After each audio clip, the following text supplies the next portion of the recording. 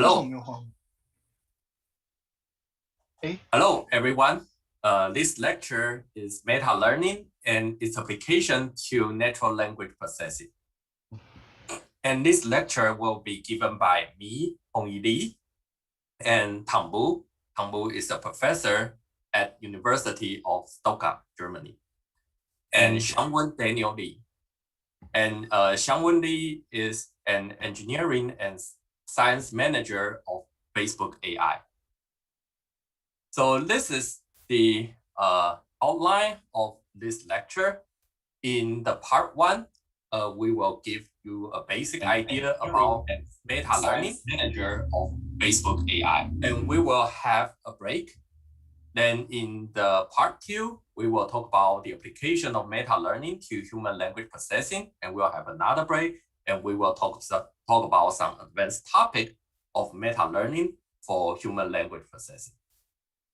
And what is meta learning?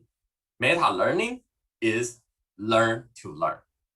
In typical machine learning, I know all of you are very familiar with typical machine learning. In typical machine learning, the developer develop a learning algorithm, and by learning algorithm, your machine can learn from the data. In meta learning, what we want to do is learn to learn. So this learning algorithm is actually designed by another machine. The developer developed the meta learning algorithm, and the meta learning algorithm can invent the learning algorithm. I know invent learning algorithm sounds very sci-fi. In this tutorial, you will be clear what is invent learning algorithm actually mean. So why we need meta learning? One major reason is because the human design learning algorithms are not always efficient. As you know, typical deep learning needs a large amount of data. In my previous lecture about speech processing, I have told you that to train a speech recognition model, usually you need more than 100,000 hours of data to have a high quality speech recognition model. But for most languages, they are low resources. You cannot collect such amount of data for all the languages. Here I have an example to show you most languages are low resources. For example, this is the result I just obtained several hours before. So here, this is the statistic of the Wikipedia document, the number of Wikipedia documents for each language. You can find that some of the languages, you can imagine that English is the most high resources one. It have more than 5 million articles in Wikipedia. However, for most languages, they only have very little Wikipedia article. And actually, in this figure, we only have 321 languages, because other languages do not even have any document on Wikipedia. And as you know, there are more than 7,000 languages in the world. 300 languages is only a very small portion of the languages in the world. So this figure shows you that most languages are very low resources. So can we use meta learning to invent the learning algorithm that can learn with very little data? This is one major reason that we think meta learning is important. And before we start this lecture, there is something I want to let you know. For part one, this is not a very complete survey of meta learning. I only want to share with you the most basic idea of meta learning. So we are not going to cover everything about meta learning. We just want to tell you the most basic ideas so you can understand the materials in part 2 and part 3.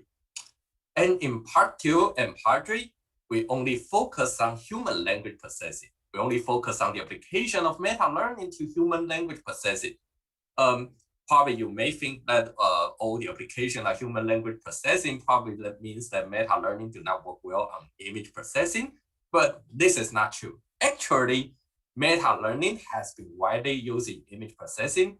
Most of the lectures about meta-learning or most of the papers about meta-learning, they always use image processing as their example. So some of the students misunderstood that probably meta-learning only work well on image processing, because when they read the paper about meta-learning, the example are always image processing. But we want to give this lecture to let you know that actually meta-learning work well, has lots of application on human language processing. So this is the main purpose of this lecture. And this lecture will be very relaxed. I also only put very little math and formulation in this lecture. So compared with other lecture in MLSS, probably this is a very relaxed one. Okay, so this table shows you that meta-learning have been widely used in natural language processing and speech processing.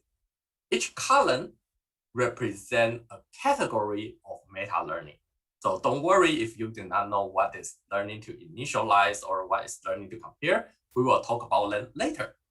For each role, there are different applications in natural language and speech processing. Actually, this table is relatively large. I cannot put it in one slide. It's very large.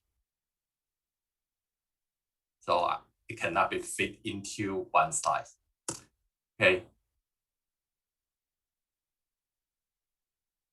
So if you, here we have a better looking version of this table. So welcome to check it online. Okay, so let's start today's lecture. In part 1, I will first give an introduction about machine learning. I know those of you are the expert of machine learning. This part, you may think this part is very boring. But I have to tell you something about machine learning so you can make a good connection with meta-learning. So we need to start from machine learning so we can give a very clear comparison between meta-learning and machine learning.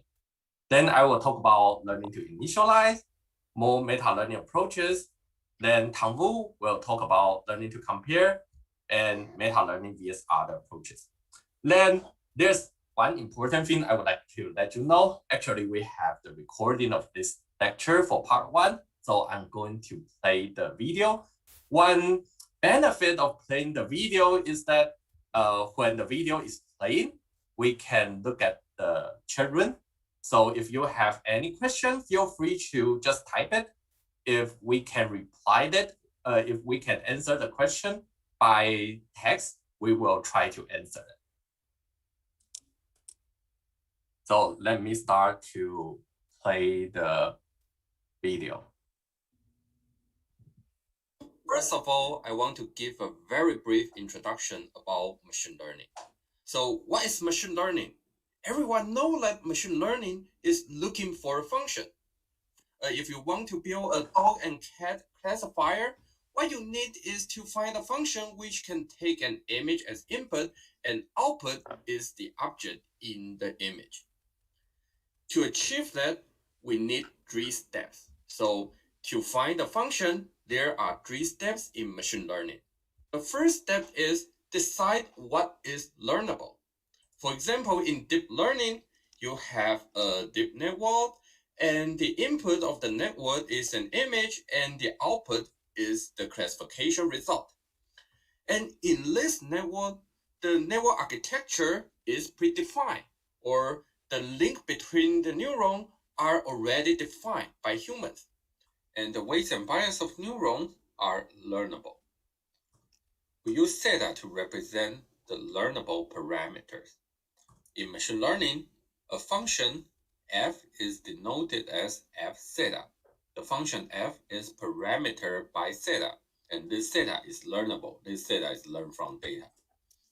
The second step is you have to define your loss function. You need a loss function, which is L of theta here, to determine a parameter theta is good or not. In typical supervised learning, you usually define your loss function in this way. You have some training example. Here you have a set of images of cats and dogs, and you also have the labels of those images. and the function f theta will take the image as input and output the distribution. Then you compare the difference between the output of the function and the ground truth. Usually you use cross entropy as the definition of the difference. After you compute the difference between the output of the function and the ground truth, you know how good a function is. You will sum up the cross entropy of all the example, then you obtain the loss function L of theta. And L of theta is what you're going to optimize in the next step. In the third step of machine learning, it is optimization. What you have to do is solve an optimization problem. In the second step, you already define your loss function L of theta based on your training data. Then in the third step, what you need to do is find a set of parameters theta which can minimize the loss function L of theta. A parameter which can minimize the value of loss function L of theta is denoted as theta hat here. And in deep learning, you usually use gradient descent to solve this optimization problem. Then after you have theta hat, then f of theta hat. This function is what you find. This function is what you found by machine learning, and you can use this function in classification. So this is machine learning. And I know this is something you already know the first day you learn machine learning. And so I think you already feel very bored. So let's quickly move to meta learning. So what is meta learning? So machine learning can be simplified in this way. So you can consider machine learning as we have a set of training example. So if you want to build a dog and cat classifier, you collect lots of training example with their labels. Then you have a learning algorithm. The learning algorithm take the training example as input, and with some very smart learning algorithm, you obtain a classifier. You obtain a function, which is your classifier. Then the classifier take an image as input and output the classification result. Actually, we can consider our learning algorithm also as a function. We use capital F to represent this function. Capital F is our learning algorithm. This capital F take training example as input and output the function we desire, output the classifier we want to find. So learning algorithm can be considered as a function. As you know, machine learning can find a function automatically. So usually we say after we have the machine learning algorithm, then we can automatically find the classifier from the data. However, the learning algorithm itself, although it is a function, the learning algorithm itself is handcrafted. It is not learned from the data. Some smart people design the learning algorithm so we can use the learning algorithm to find the classifier. If the learning algorithm is a function, can we automatically learn this function from some training data? This is what meta learning want to do. And because meta learning is also looking for a function, the procedure of meta learning is actually very similar to typical machine learning. I spent a lot of time introduce machine learning and say there are 3 steps in machine learning. To do meta learning, what we have to do is following the same 3 steps in machine learning. Step 1, what we have to do is decide what is learnable in our function. So now the function we consider is capital F, a learning algorithm. So we have to decide what is learnable in our learning algorithm. For example, in deep learning, there are lots of components. For example, you have to decide network architecture, then you have to initialize the parameter of your network, then you have to select an optimizer to solve the optimization problem. In typical deep learning, those components are handcrafted. Those components are decided by humans. But now in meta learning, we are going to learn some of the components. Some of the components will be automatically found by machine instead of defined by humans. So here the learnable components are denoted as phi. So find is our learnable components. So we will denote the learning algorithm F as F find. Capital F find means that in this learning algorithm, capital F, find is learn from the data. Different meta-learning techniques make different components in the learning algorithm learnable. This is our step one, decide what is learnable. For example, you can learn network architecture, you can learn initial parameter, you can learn your optimizer. So in the second step is we have to define a loss function for a learning algorithm. We have to define a loss function for the components in learning algorithm which is going to be learnable. So we have a loss function, capital L dot find. So this is a loss function for learning algorithm. If a learning algorithm, if a set of parameter find obtains more loss function, means it's a good algorithm. If find obtain a larger loss function, means we have a poor learning algorithm. Then how can we define the loss function, capital L here? Remember that in machine learning, we have to collect some training data. In meta-learning, what we have to collect is not training data. Instead, what we have to collect is training tasks.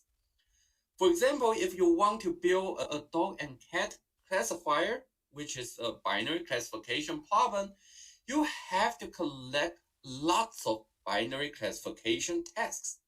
For example, your training task one is classify apple and orange, and your training task two is classify car and bike. And in each task, you have some training data and you have some testing data. So in each task, you have some training example, some test example, some training examples, some test example. And both the examples in training set and testing set are already labeled. We already know the labels of the images. In meta-learning, we have a set of training tasks. Then how can we define the loss function capital L based on these training tasks? So given find or given F find a learning algorithm, this learning algorithm can take the training examples of a task as input and output a classifier. This classifier is denoted as F set ahead 1 here. Set ahead 1 is the parameter of the classifier. Set ahead, the head means this is the parameter learned by F find. And 1 here means it is learned from the training examples of task 1. So given the find and given the training example of a task, we can have a classifier, F theta 1 head. If this classifier is good, then that means we have a good learning algorithm. So this learning algorithm should have a smaller capital L. On the other hand, if this classifier performs bad, that means our learning algorithm is not good, so it cannot find a good classifier. So this learning algorithm should be assigned larger capital L. So this is the basic idea how we define this capital L. However, how can we know a classifier is good or not? The answer is very simple. Just evaluate the classifier on the testing set. So remember that in each task, we not only have the training example, we also have the testing example. So we take the image from the testing example and use the classifier, which is learned from the training example, to obtain the classification result.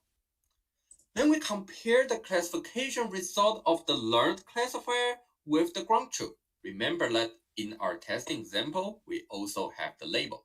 So the ground truth of each image are already known. So we can compare the difference between the output of the classifier and the ground truth. Then based on the difference, we have a loss, which is small L1 here, represent the loss of task 1. To be more specific, we have the testing example here, and we have the ground truth, and F set ahead 1, the classifier learned from the training data with fine. We have the classification result. Then we can compute the difference between the classification result and the ground truth. Then we sum over the difference and have the difference of the whole task. We have L1 for task 1. If a classifier have smaller L1, means this classifier is good, so we have a good learning algorithm. On the other hand, if the loss is very big, means the difference between the output of the classifier and the ground truth is large, then we have a poor classifier, then we have a bad learning algorithm. And besides task 1, we have a set of training tasks. So from task 1, we compute L1 for the to know how good the learning algorithm is. Then for task 2, we also have the training example of task 2, and based on the learning algorithm we have, we also learn a classifier F set ahead 2. And we can also evaluate the goodness of this classifier by the training example of task 2. So we have another loss L2. So L1 represents how good the classifier we learned in task 1. L2 represents how good the classifier we learned in task 2. So now we have L1 and L2, and for all the tasks, we will compute a small L for each task. Then our total loss for a learning algorithm is capital L, which is the summation of L1, L2, the L for all the tasks. This capital L can be formulated in a more general form like this, summation over all the small L, and each L corresponding to a task.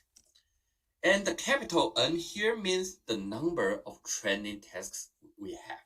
In this example, we only have 2 tasks, so capital N is 2, but in a real application of meta-learning, you probably have tens of thousands of training tasks, so you can define a loss very good. So this is step 2. So you can find that how we compute the loss in machine learning and meta-learning is very similar. But there is a very subtle difference. In typical machine learning, we compute the loss on the training example. But in meta-learning, we compute the loss on the testing example of a training task. You may feel very surprised because in all the machine learning course, you always learn that we cannot use testing example during the training. So how could you use testing example here? However, it is okay to use those testing example because the testing example is in the training tasks. In the training tasks, we have testing example. I know this sounds very confused. This is probably how you feel, but hopefully after we finish all the tutorial, you will be clear about what is meta-learning. Let's move to step 3. So now we already defined the loss function. We already defined capital L. So you have an optimization problem like this. You want to find phi, which can minimize capital L, and phi hat is the component that can minimize capital L. Then the next problem is how can we solve this optimization problem? And this is actually disentangled with the meta-learning technique. Just use the optimization approach you know. If L of phi is differentiable, you know how to compute partial phi, partial L of phi. Then if you know how to compute this term, you can use gradient descent to solve this optimization problem. On the other hand, if L of phi is not differentiable, so we cannot use gradient descent, there are actually other optimization approach. For example, you can use reinforcement learning or evolutionary algorithm. Now let's assume you successfully solve this optimization problem. You obtain phi hat, which can minimize capital L. Then now we have a learned learning algorithm. This sounds funny. We have a learned learning algorithm, F phi hat. So fine head is the learning algorithm. So this is the whole framework of meta-learning. We have some training tasks, and based on the training tasks, we can find a learning algorithm and fine head here. Then we have a testing task. In the testing task, we have some training example and testing example. The training examples in the testing task is also labeled.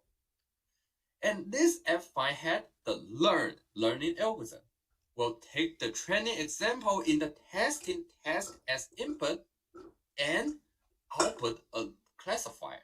So theta head is learn from fine head. We have this learning algorithm, we have the training example. So with the learning algorithm and the training example, we can learn a classifier. You can use this classifier to do the testing. So in the testing task, we have some testing example without label. Then this function, this classifier, can obtain the classification results for us. And testing task is what we really care about. It's the problem we want to solve. And training task is not necessarily related to the testing task. Hopefully, with lots of training tasks, which is not really related to the testing task, we can find a good learning algorithm. And this good learning algorithm can be applied on the testing task. And hopefully the learning algorithm is so powerful that probably on the testing task, we only need little label training data to obtain good result. This is why you usually heard that meta-learning can achieve few-shot learning.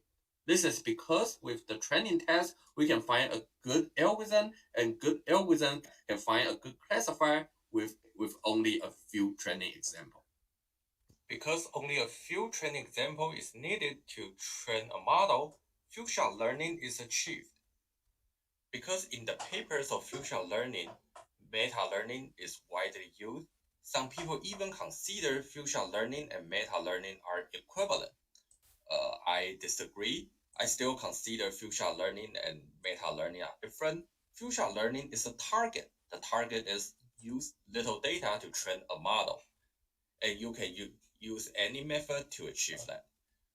However, today, meta-learning is widely used in few-shot learning. When you read the paper, claim that they use few-shot learning to achieve some specific application, there's a very high probability that they use meta-learning techniques.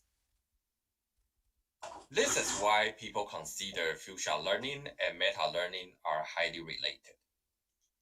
If this is the first time you learn meta-learning, it's normal you feel very confused.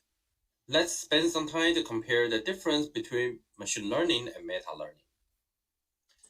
So first, let's consider the goal of machine learning and meta-learning.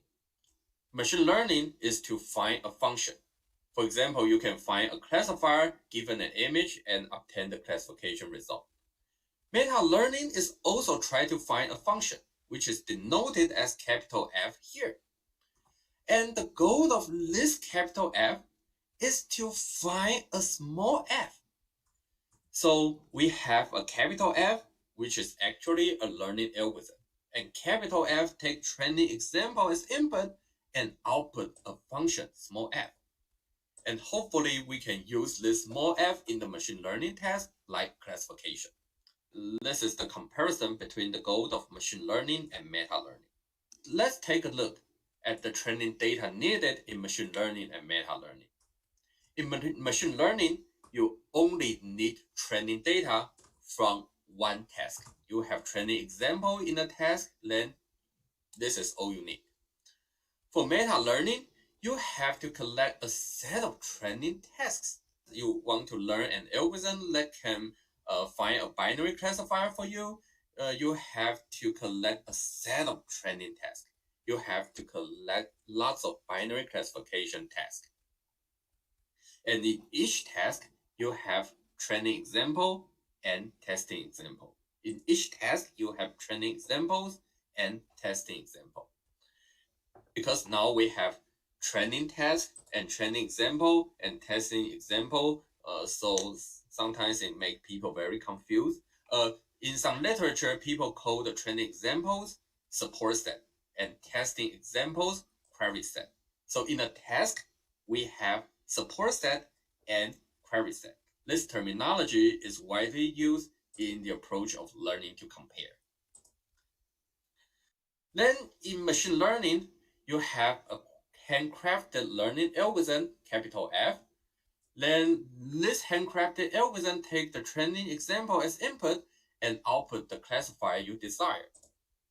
For meta-learning, you have a set of training tasks. You have many tasks. And with the set of training tasks, you learn an learning algorithm, F5 head. And because this learning is based on a lot of different tasks, we call it a cross-task training. To emphasize the difference between meta-learning and machine learning, the training in machine learning is called within-task training in this tutorial. So in meta-learning, we learn from lots of different tasks and have a learning algorithm. This is a cross-task training. In machine learning, just based on the data of one task, we can learn the function. This is within-task training in this tutorial.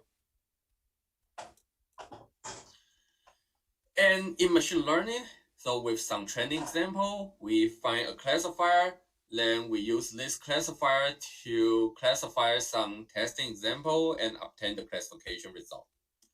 For meta-learning, with a set of training tasks, we can have a learned learning algorithm. Then we need a testing task. This learned learning algorithm takes the training example in the testing task as input and obtain a classifier. This classifier can be applied on the testing example of testing task and obtain the classification result for the testing task. This testing scenario in the meta-learning is called a cross-task testing in this tutorial, because from a set of training tasks, we have a learning algorithm, and we apply this learning algorithm on testing tasks, which is different from the training task. So we call this testing a cross-task testing. The testing in meta-learning is called a cross-task testing. In machine learning, it's called within-task testing. And the interesting part is, in a cross-task testing, you have to do within-task training. Then you have to do within-task testing. For loss function, in machine learning, the loss is defined over the training example in one task. In meta-learning, we first compute the loss based on the testing example in one task, and for all the tasks, we do the same thing. Then we summation all the small l. Each task have one small l. We summation over all the small l and have the capital L. And we have to optimize this loss function. To optimize the loss function, you usually need to know how to compute this term. And to compute capital L, you need to know how to compute small l. And this is the procedure of how we compute small l. To compute small l, we need within-task training and within-task testing. So we need within-task training to obtain theta hat based on the learning algorithm we consider. Then we need within-task testing to obtain the classification result, so we can compute the loss here. We can compute small l here. So to obtain capital L, we need to know small l, and to obtain small l here, we need a within-task training and a within-task testing. So if your optimization algorithm need to compute capital L, then to compute capital L, you need within-task training and testing. So in a cross-task training, there is within-task training and within-task testing. In the literature of learning to initialize, this cross-task training is called outer loop, and the within-task training is called inner loop. To emphasize that we have some training in another training. We have a bigger training, and in the bigger training, we need some smaller training. In machine learning, you have one within-task training and one within-task testing. In meta-learning, we have a cross-task training and a cross-task testing. In a cross-task training, you have to run within task training and within task testing several times to do a cross-task training to find the optimal find. And in the cross-task testing, you have to apply within task training and within task testing. A cross-task testing is actually the same as machine learning. The only difference is in machine learning, the learning algorithm is handcrafted, and in a cross-task testing, the learning algorithm is found by a cross-task training. A within-task training plus a within-task testing is called episode. In machine learning, we have one episode. In a cross-task testing, we also have one episode. In a cross-task training, we have many episodes. Okay, this is the finish of 1.2, and it's 1.3. We are going to talk about memo. I'm going to play the video now. After I give the brief introduction of meta-learning, let's talk about some specific example of meta-learning technique. The first technique I would like to share with you is learning to initialize.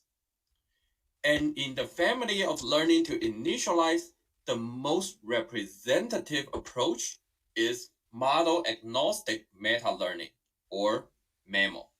And it sounds very similar to memos. And this approach is proposed by Chelsea Finn in ICNL 2017. I just told you that in meta-learning, there are also 3 steps, as in machine learning. First step is what is learnable. So we have to decide what is learnable first. Let's first take a look at gradient descent. In gradient descent, first you have to determine your network architecture. Then you have to initialize the parameter. Then, given some training data, you compute the gradient. Then you update your parameter. Then you will update your parameter many times. And finally, you obtain your model set ahead. In memo, the initial parameters is what we are going to learn. Here, find is the initial parameters. The initial parameters are what we are going to learn in memo. For step 2 is just very typical. It's just the same as what I have talked about. So we have a capital L. This is the summation over the small l for all the training tasks. Then we have step 3. We have to do optimization. We already have our find. We already know that our find is initial parameter. We have our loss function, capital L. Then what we only have to do is use gradient descent to optimize find. And this is a cross-task training, or it is called outer loop in the original paper of memo. To update the parameter of find, we have to compute the gradient of capital L with respect to find. To compute this term, what we have to compute is the gradient of small l for each task with respect to find. Then, how to compute gradient of L with respect to find?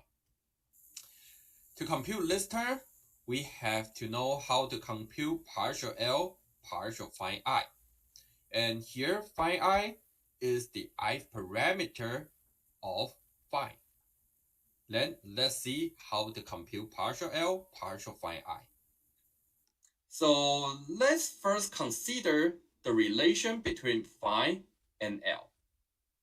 So find is the initial parameter in the learning algorithm. Find is the initial parameter of a network.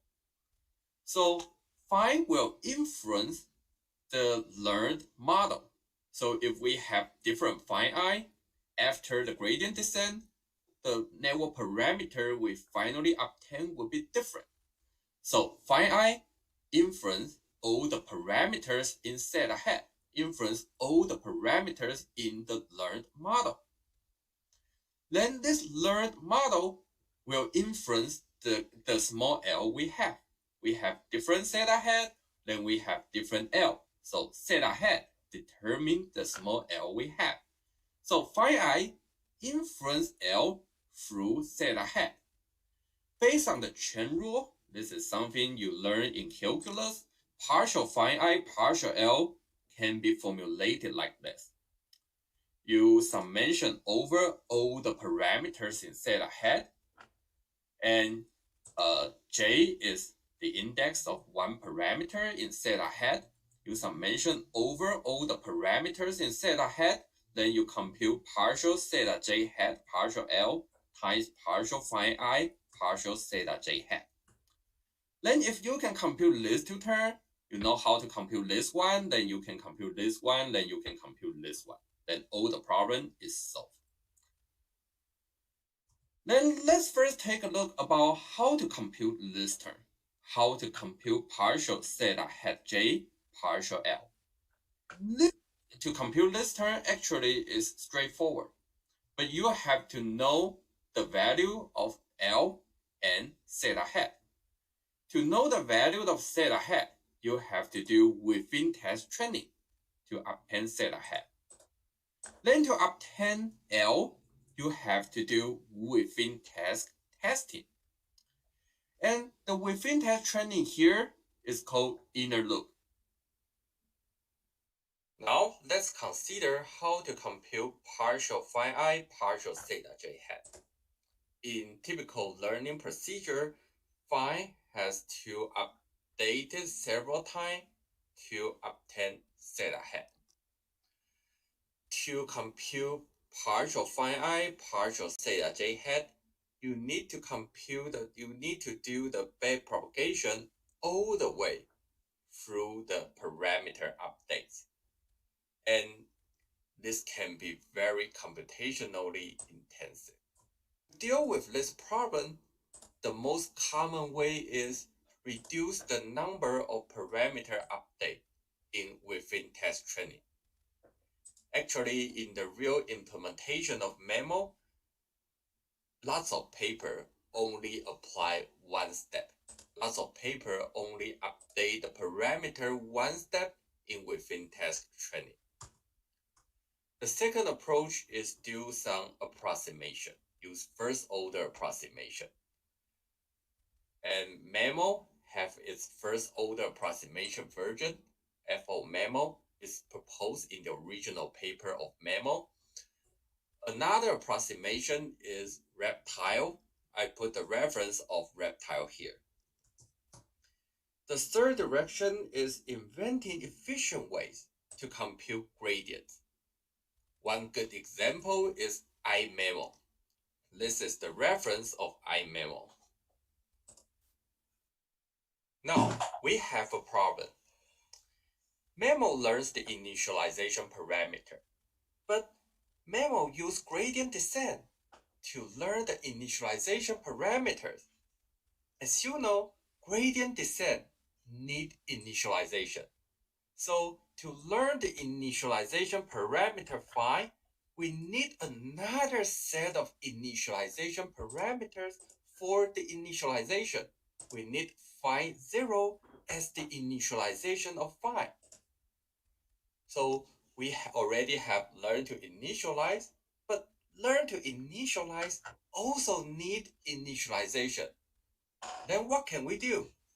Do we need learn to initialize? And after we have learned to initialize, do we need learn to initialize? We will try to discuss this question in part 2. Okay, this is a very, very brief introduction about MAMO, a very widely used approach. Then we are going to show you more approaches. Besides learning the initialization parameter, many different components in the learning algorithm are also learnable. Actually, everything in the learning algorithm is learnable. Let's look at more approaches. So in MAMO, we already know that we can learn the initialization parameter, and there are other components in gradient descent. Are they also learnable? Yes, they are also learnable. This is the basic form of parameter update formulation. This is the old parameter. This is the learning rate. This is the gradient, and this is the parameter after updates. You always have to tune this learning rate to get the good performance. And as you know, this basic form may not give you the best performance. So lots of optimizers are invented. For example, AINTU-人, ANSPROP, AINTU are some representatives. The question here is the optimizer learnable? So just follow the 3 steps of meta-learning. Let's take a look how to learn an optimizer. For step 1, what is learnable? You can formulate the general update rule like this. You have the parameter in the last time step set at t minus 1. And this parameter is element-wise multiplied by phi prime. And you have gradient g. And this gradient is element-wise multiplied by phi double prime. And this phi prime can be considered as weight decay. As you know, in deep learning, when we apply L1, L2 regularization, in each time you update your parameter, actually you make the parameter smaller and smaller. This is why L2 regularization is called weight decay. This phi prime plays the role of weight decay. For phi double prime is adaptive learning rate. This phi double prime can be learned from the data. This phi double prime can give different dimension, of the gradient different weights. This phi double prime can give different parameter different weights. So this phi double prime is adaptive learning rate. Phi prime and phi double prime is what we are going to learn. The second step is the loss.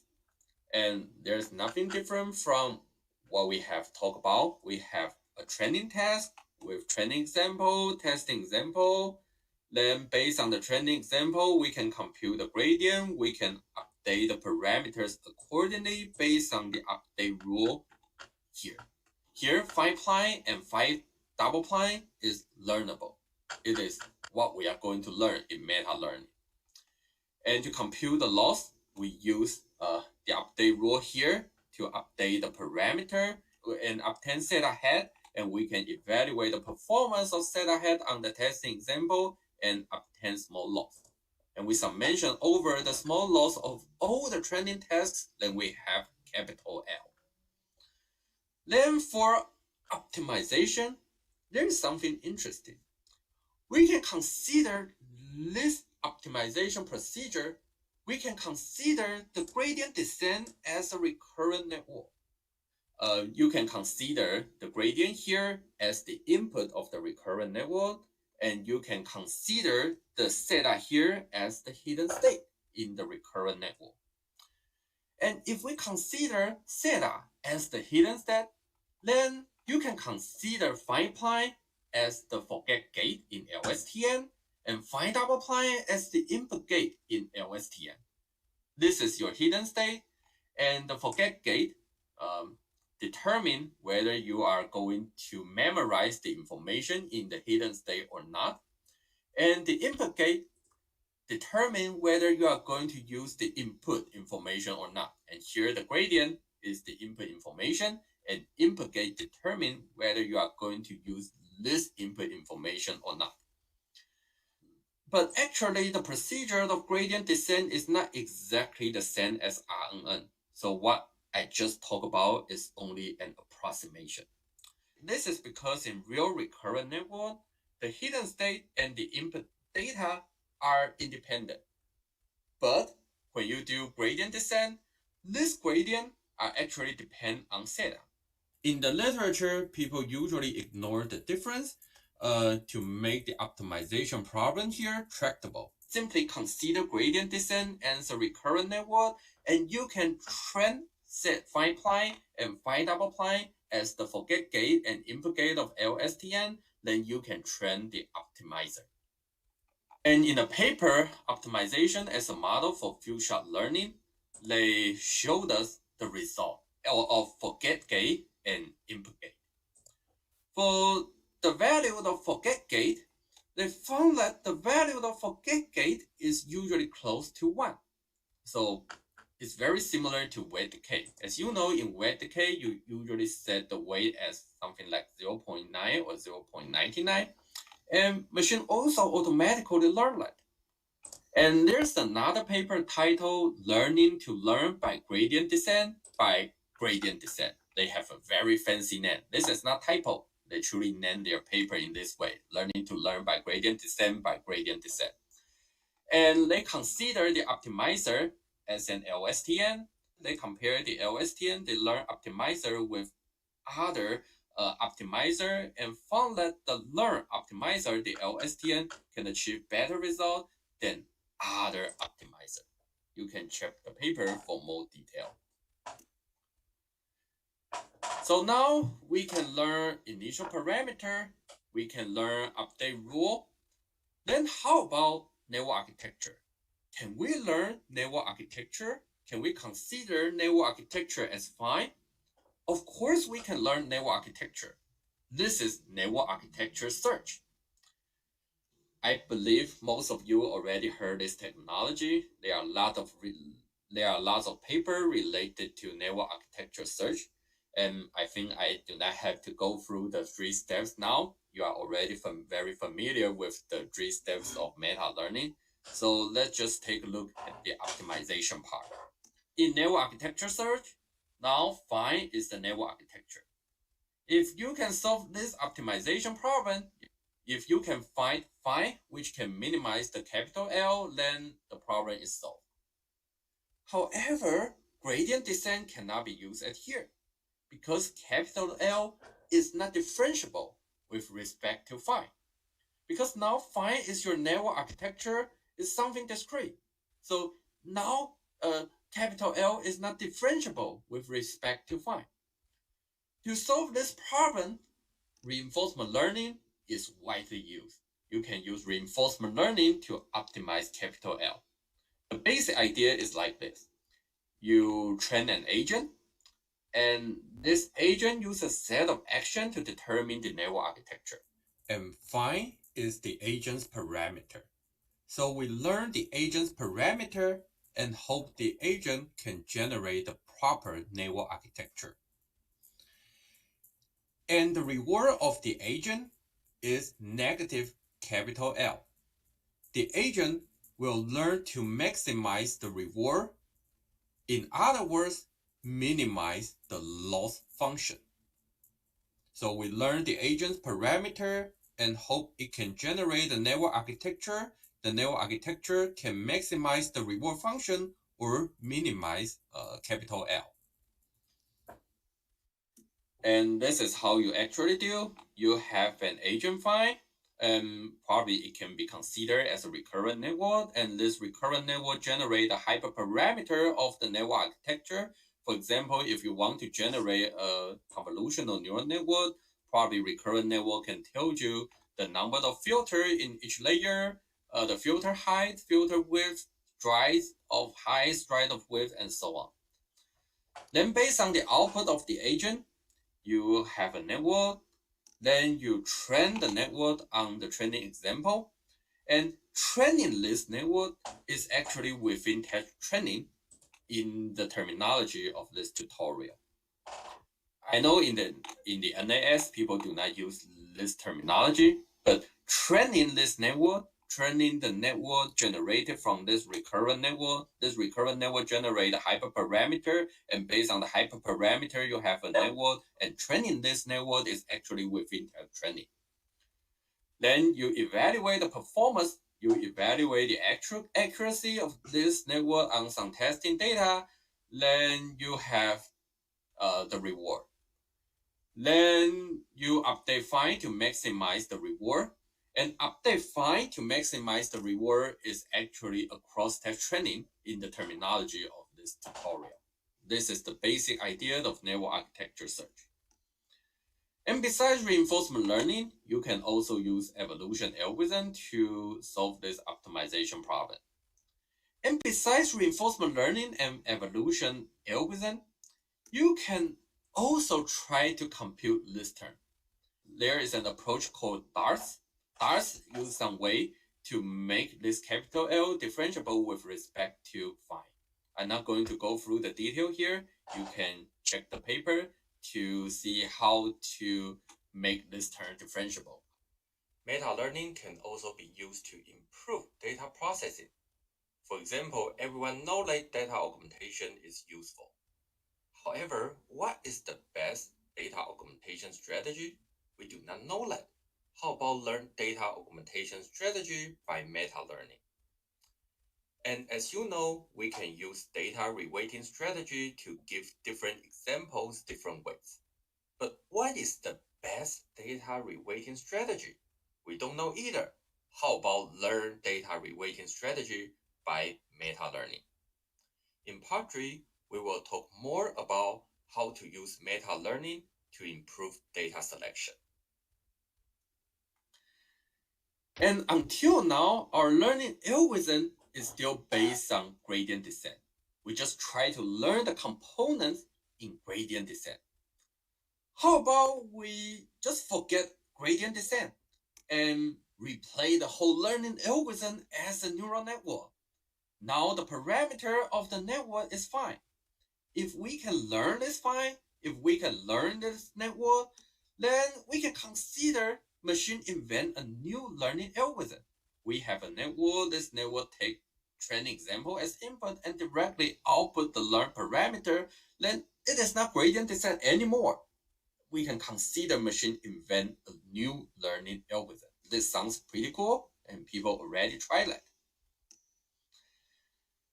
Until now, we consider the learning algorithm as a function, and this function takes training example as input and output the parameter. And this parameter take the testing data as input and obtain the classification result. This is what we consider until now. But actually, it is possible to consider learning and classification as a whole. You can consider within training and within testing as a whole. And you can have a function take training data as input, testing data as input, and directly obtain the classification result. The model even do not generate the parameter. It directly output the classification result. In the next part of this tutorial, we will tell you how to do that. Okay, then Thang will going to talk about learning to compare. Hi everyone, here's Thang. I will talk about learning to compare. Just to review the concept of meta-learning, we have a lot of training tasks. In this case, 2 tasks. Task 1 is to distinguish between apple and orange. In task 2, to distinguish between car and bike. And in the literature of learning to compare, the training instances called support set and the testing instances called query set. And the task of meta-learning is to train a learning algorithm. And when we have this training algorithm, we can apply it on new tasks. In the new tasks, we also have training and testing. However, the training have labels, but not the testing examples. So with a new learn algorithm, we can train this new learn algorithm with the training data and then perform a test on the testing example. So the question in learning to compare is, what is a learning algorithm in this case? You should think about non-parametric models, such as k-nearest neighbors. And in such models, we just need to store all the training data. So that means no learning is needed. The performance of the system depends only on the distance or the similarity matrix. In learning to compare algorithms, learn such models. We do not have the within task training as mentioned before. And in this algorithm, the models are designed to make the matrix trainable across tasks. So let's start with one example, Siamese network. The model was proposed by Koch, Semen, and Salakudinov in 2015. So the task is here to compare between the two inputs. Both share a convolution neural net to extract the representation from the images.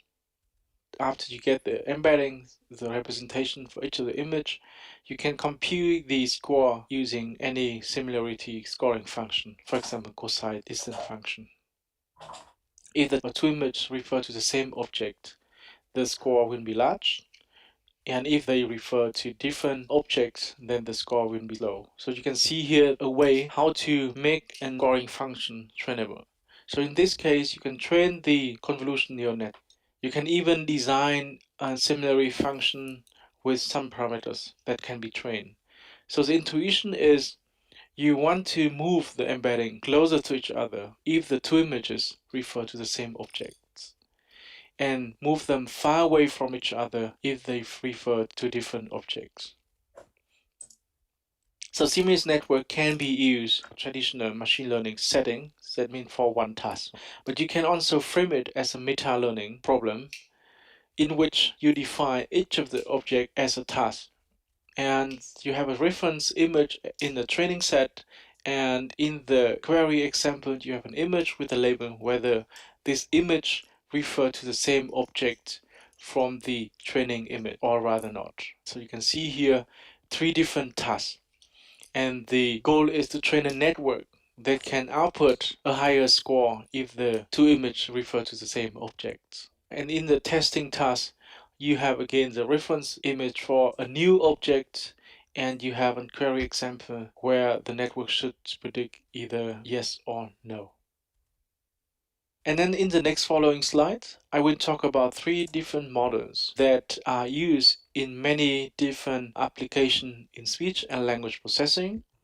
These models are either directly used or extended to specific problems or tasks in speech and language processing, namely matching network, prototypical network, and relation network. So matching network was proposed by Vinyans, Blunden, Lily Grab, Kavu Kuplu, Viestra in 2017. So here in this slide, you see the overall structure from this matching network. So the task here is to distinguish between 4 different objects: apple, bike, dog, and orange. Here you see that for each of the class we have one support example. That is the image here on the left hand side, and you have a G function, a trainable network that's gonna help us to convert the input image from the support set to embedding vectors. The same, we have another embedding function f that's gonna help us to convert the input image to an embedding vector, the green vector here. And of course you can use the same function like g, or you design another function. After you have the embeddings, so what we want to compute is an attention weight. So you compute the cosine distance between the embedding vector from the support set with the carry embedding vector. And then you get 4 different score. And then you apply the softmax function to get an attention weight that is between 0 and 1 for each of the class, and the sum of the class is 1. After you have this, you can directly compute the matching score for each of these class by multiply the attention weight with the cosine distance between the support example with the query example. So the overall score will be the weighted sum from attention weight multiplied with the score from each class. And the system will decide for the class with the highest score. So in this case, the F and the G are 2 trainable networks, and that should be trained with a lot of tasks that are a combination of 4 different examples that come from 4 different objects. So that is the idea from the matching network. So the next model is the prototypical network. That model was proposed by Snell, Swetsky, Semmel in 2017. So the idea here is to compute for each class one prototype, and then use a distance function to make a decision whether the query example belong to which class. So you can see here the overall structure from this model. The first class is about orange, second one is about bike, and the third one is about apple. And in each class, we have 2 support examples. And we have one f function, so that is trainable. And by using this f function, you can convert the input image from the support example to an embedding vector, and also convert the query example to an embedding vector. So after getting the embedding vectors for all the support example, we can compute the class representation for each of the class by just simply applying averaging. So after you have the class presentation and also the embedding vector for the query example, we can use any design distance function to compute the distance between the query example and the class. And finally, we apply the softmax function to get the score for each of the class. The model pick the class with the highest score. That's the reason why we have a negative sign here. In other papers, when people apply this prototypical network for specific application, they try to, of course, improve the way how to construct the embedding function f, but also the way how you can get the class representation, and last but not least, the way to design the distance function to get the distance score between the query example and the class representation. The last model is about relational network. That was proposed by Sang, Yang, Chang, Jiang, Thur, and Hospitals in 2018. So you see here the overall structure from this model. It looks similar like the 2 previous models with a very important modification. So the task here is to distinguish among different classes, apple, bike, dog, and orange. And you have also one query example here in this case, and the f function are shared among the support set and also the query set. So after apply the f function, you get the embedding for all the example in the support set, and also the embedding vector for the query example. And the next step, what happened is you concatenate the features embedding vectors from each of the class with the query example. So that is what we have. We have 4 classes. We're going to have 4 concatenation vector. Only one from the support set and another is from query set. And that will be the input for the next trainable network G that should learn to compute the relation score between the support example and the query example. So the output from this G function or the trainable network here is a relation score, and you can apply that for all the 4 concatenation vector here to get 4 different relation score. And the system decide for the class with the highest relation score. In the application from relation network to speech and language processing application, people try to improve F, of course, like other 2 previous models, but also the way how to get the relation score. Let's talk about the relation between meta-learning and multitask learning and also transfer learning. So they seem to have some similar aspects. Meta-learning and multitask learning, they both use training data from many different tasks, but they have different objectives. Meta-learning aims at improving the accuracies of future tasks, while multitask learning optimizes accuracy on all the existing tasks.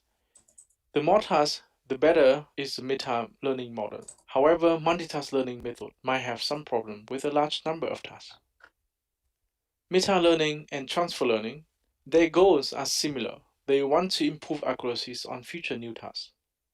However, the way how meta-learning and transfer learning are designed are different. Meta-learning focuses on improving the training algorithm for future tasks. They use the existing tasks as training data to learn the training algorithm. Transfer learning aims at reusing the knowledge learned from previous tasks. Given a bunch of existing tasks, transfer learning wants to store knowledge, for example, neural network, and then reuse this neural network in the new task. So meta-learning assumes the same distribution between training tasks and testing tasks, while transfer learning does not assume this distribution between previous tasks and future tasks. Okay, so this is the end of part 1. Let's take a 5 minutes break. I found that there are some questions we haven't answered. in the children, we can use in the break time to answer the question. Let's take a 5 minutes break.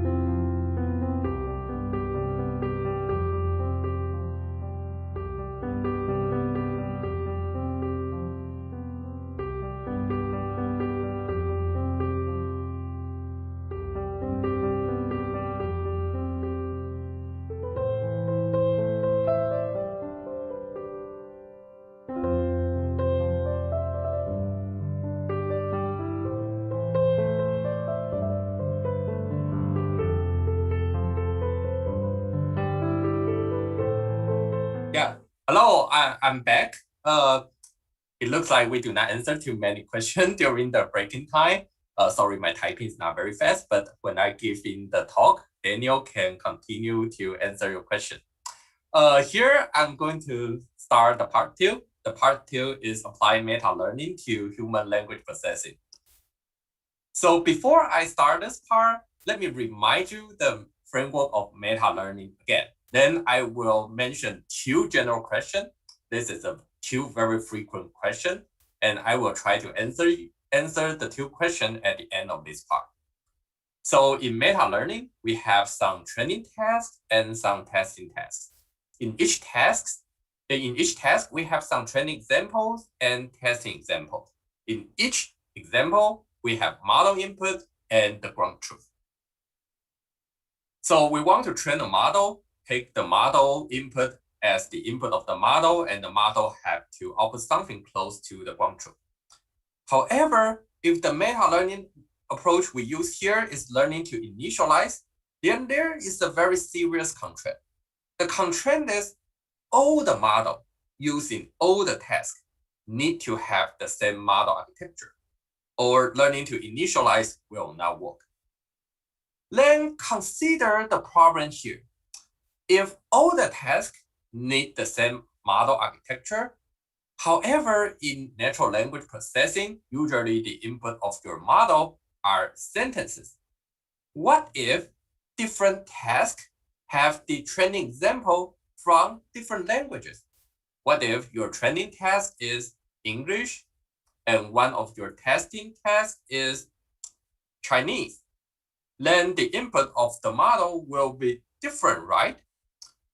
However, this is not an issue today, because today you can say your encoder is multilingual bird. Yeah, multilingual bird have been mentioned in Tuesday's lecture.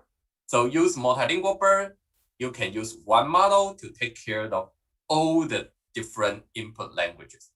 So different languages as input is not really an issue. However, here we have another question.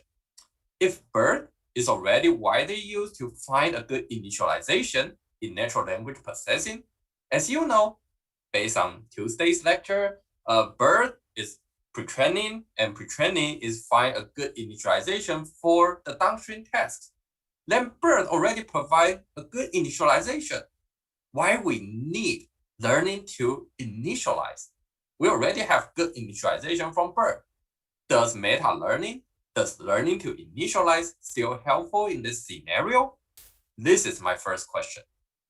The second question is, some of the audience also mentioned that, what if different tasks are very different? What if different tasks even have different number of classes? What if your training task is 2-class classification and your testing task is 4-class classification? If our tasks has different classes of classification, then your model architecture would not be the same. Then how to deal with this problem when we are consider learning to initialize? So to answer the question, we go through 42 papers using learning to initialize for NLP and speech application in the last 3 years. So this is the number of the papers in each year.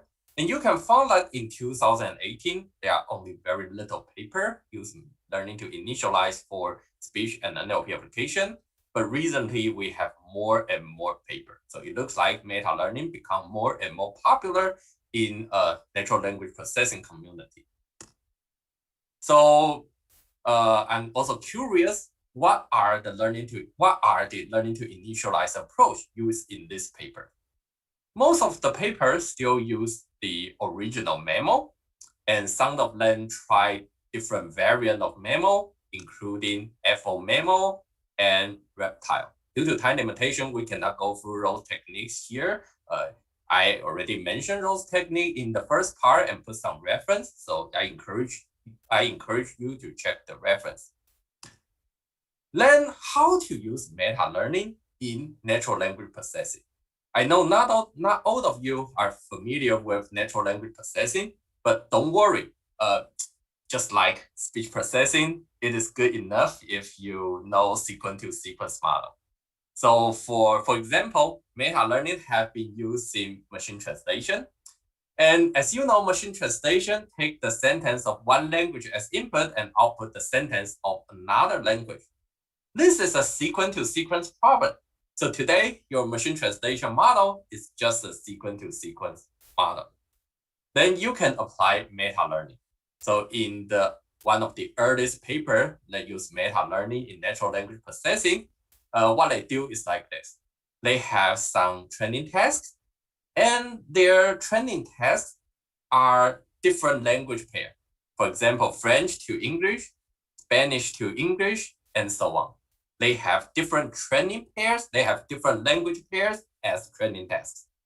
Then they use those training tasks to find a good initialization, and hopefully it can be applied on new language pairs. For example, Romanian to English or Finnish to English. And you can find that there's one thing very interesting. For all the tasks, their output language are English. This is a question for you. You can think about why in the original paper, in this very early paper of meta-learning, of learning to initialize, they can only consider the same output language, the same target language. And besides consider different languages, you can consider different domain. So you have some translation data for law, some translation data for movie subtitles, some for news. And you consider those domains as training tasks and learn a good initialization. Hopefully, it can fast adapt to the testing test, in which your documents are medical documents. And besides typical machine translation, the idea of meta-learning has been also be applied on unsupervised machine translation. We do not have time to go through how to do unsupervised machine translation. There are already tons of paper about unsupervised machine translation. That is, to do machine translation, you do not really need paired data with the data of language 1, data of language 2, but they are unpaired. It's good enough to train a machine translation model. And meta-learning can also be applied in the scenario of unsupervised machine translation. I put a reference here, so you can check the reference yourself. Then besides machine translation, I will go through lots of examples, but they are just pretty similar. They use the meta-learning pretty similar ways, so this part it can be very fast. For parsing, so don't worry if you do not know what is parsing. In natural language processing today, you solve the parsing in this way. So the model input is an occurrence, and you represent your parsing tree as a sequence. Then the parsing is the sequence-to-sequence problem. Just train a sequence-to-sequence model, input a sentence, the output is the parsing tree. So here, your parser is a sequence-to-sequence model, and you can use meta-learning to find a good initialization for the sequence-to-sequence model. So in the literature of learning to initialize, you can say your training tasks are the data for parsing on different languages. You have German, you have Tamil, you have French, and you use those data to find a good initialization model, good initialization parameter for sequence-to-sequence model, and apply them on the language only with little data. Apply them on the low resource languages. This is parsing. And cross-domain is also widely considered. You have alarm as a domain, music as a domain, timer as a domain. They are training tasks. And hopefully what is learned on the training task can generalize to other domain, for example, reminder domain. And we found that in the literature of parsing, actually the researchers have tried to generate the task automatically. There is a trend to generate tests automatically in semantic parsing. We will talk about that in task augmentation in part 3. And it has also been applied in dialogue state tracking. Don't worry if you do not know what is dialogue state tracking. Anyway, it's just a sequence-to-sequence model. Actually, in dialogue state tracking, those well-known end-to-end models, they are not actually sequence-to-sequence. They are designed based on some domain knowledge, but due to time limitation, we are not talk about it. Just consider dialogue state tracking as sequence-to-sequence model, which take dialogue as input and output the state. State can be considered as the summarization result of dialogue. So it's a model, it's an end-to-end model, and you can learn its initialization. You have some training domains. You have the data from restaurant domain, hotel domain, and traffic domain, train domain, and you use those data as a training test, and you can apply them on the new domain. It can be also applied on end-to-end test-oriented dialogue. We list some reference here. It can also be applied on end-to-end chatbot. We also list a reference here. It can also be applied on speech recognition. So we just mentioned speech recognition the day before yesterday. And speech recognition, it can be an end-to-end model, for example, sequence-to-sequence or CTC. Then you can say you have a set of languages. Then, for example, you have Bengali, Zulu, Tagalog, you have enough training data for those languages, and you use those languages to find a good initialization parameters for speech recognition. And hopefully this initialization can be applied on a language, low resource language, for example, Tamil. And you can consider different accent. You can consider some accent as the training task. And hopefully you can find an initialization that can generalize well to new accent. For example, you train on England English accent, India English accent, Canada English accent. Then hopefully you can find an initialization parameter that can generalize to Philippine accent. And you can consider different speakers as different tasks. I'm not going to go through the detail here. And actually, there are more papers about speech recognition that apply meta-learning. For example, meta-learning has been used in speech translation, has been used in code switching. So I put some reference here for your consideration. And it can be applied on speech separation. So remember that in the lecture of Tuesday, I also talk about speech translation. And I say it's also an end-to-end network. You can also apply meta-learning on speech separation. So all different kinds of applications can be improved by meta-learning. So I talk about many different applications. Don't worry if you miss some of them. I just want to give you an impression that meta-learning is widely used in all kinds of applications. Then let's try to answer the question I raised. So we already have learning to initialize, that is the mammal family. We have self-supervised learning, that is the semistry, bird, animal, bard, etc. Then what are their relationships? If we only have one of them, can we ignore the other? Actually, there is a good way to integrate bird-based model, the bird family, and learning to initialize. Do you remember that? So I say meta-learning also need an initialization. Mammal also need initialization, but I do not know what is the initialization of mammal. How about we consider bird as the initialization of mammal? We use the parameter learned by self-supervised learning, for example, bird. We use the parameters of bird as the initialization of mammal. So you use mammal to find the initialization, but the initialization of mammal can be bird. So is this approach useful? Actually, this approach has been pretty widely used in NLP community.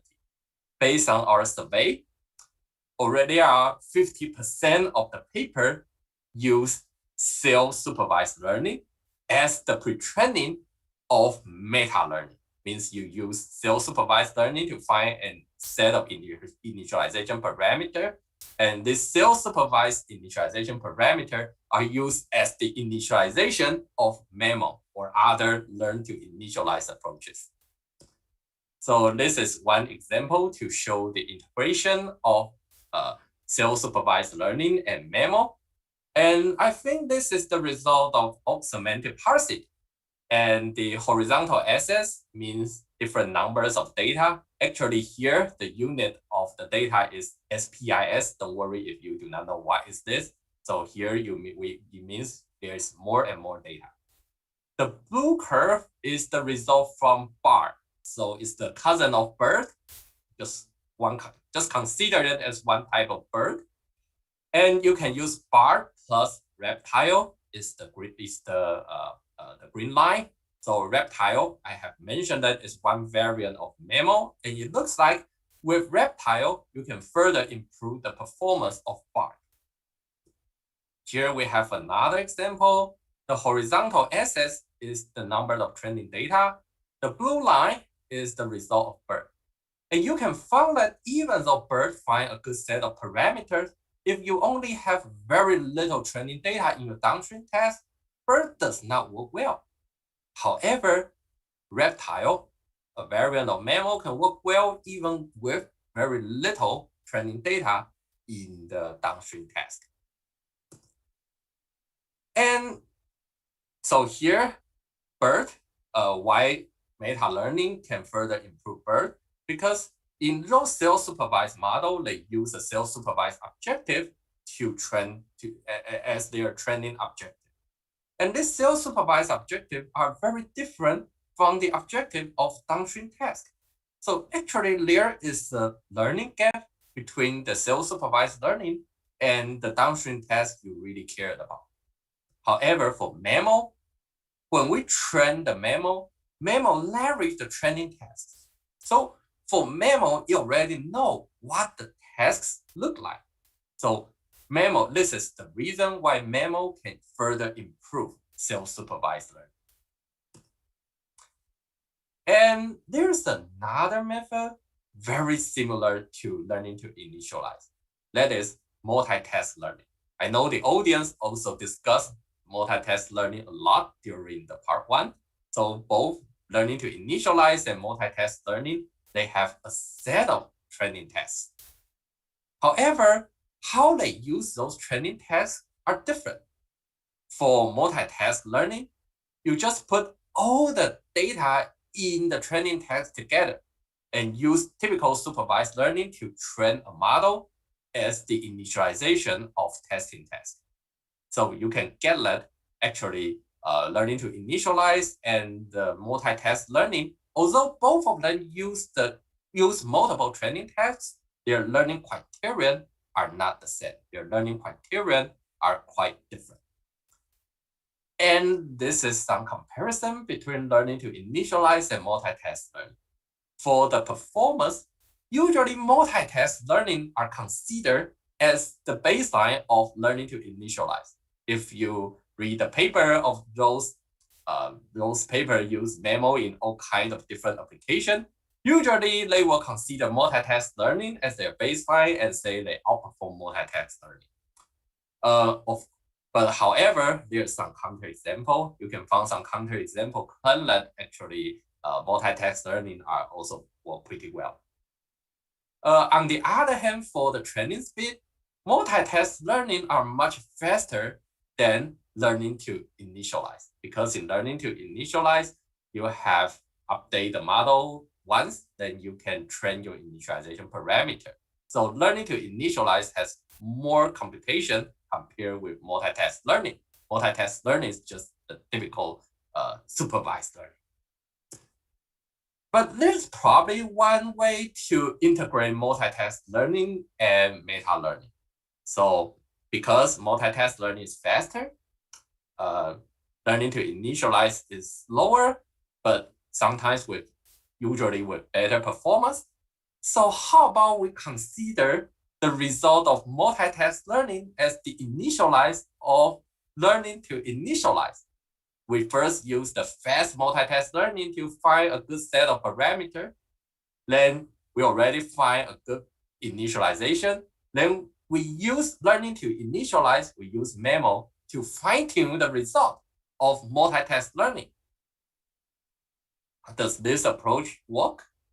So probably we can have an ultimate way for initialization. We have 3 layers of initialization. We use self-supervised learning first. Then we use multitask learning. Then finally, we have learning to initialize. For self-supervised learning, we can leverage a large amount of unlabeled data. Then for both multitask learning and learning to initialize, we can leverage training tasks.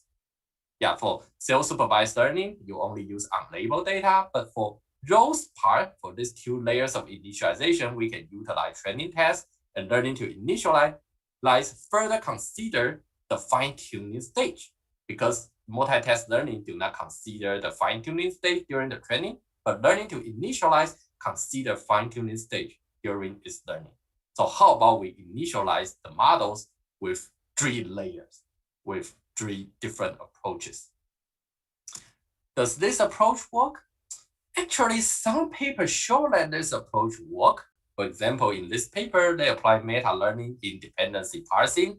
And here they have memo and memo minus. So memo minus is they only use self-supervised learning to initialize memo. And for the memo here, they use both self-supervised learning, then supervised learning to initialize memo, but they use learning to initialize to fine-tune the result of supervised learning. And you can find that this approach is better than memo minus in most of the cases. This is one example. This example is from, I think it's question answering. And they say they have self-supervised model. They do not use BERT, they actually use XLN here.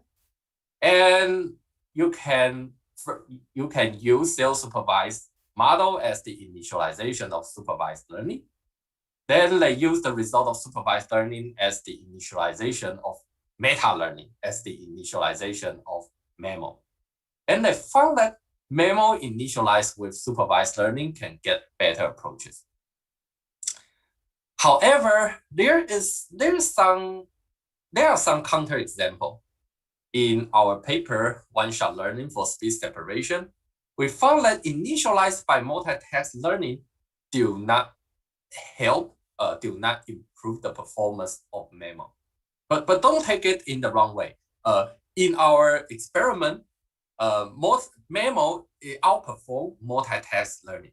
But what I want to point out is, if we initialize memo by multitask learning, it do not outperform the memo initialized without multitask learning. Memo still outperform multitask learning, but the initialization from multitask learning they do not improve memo.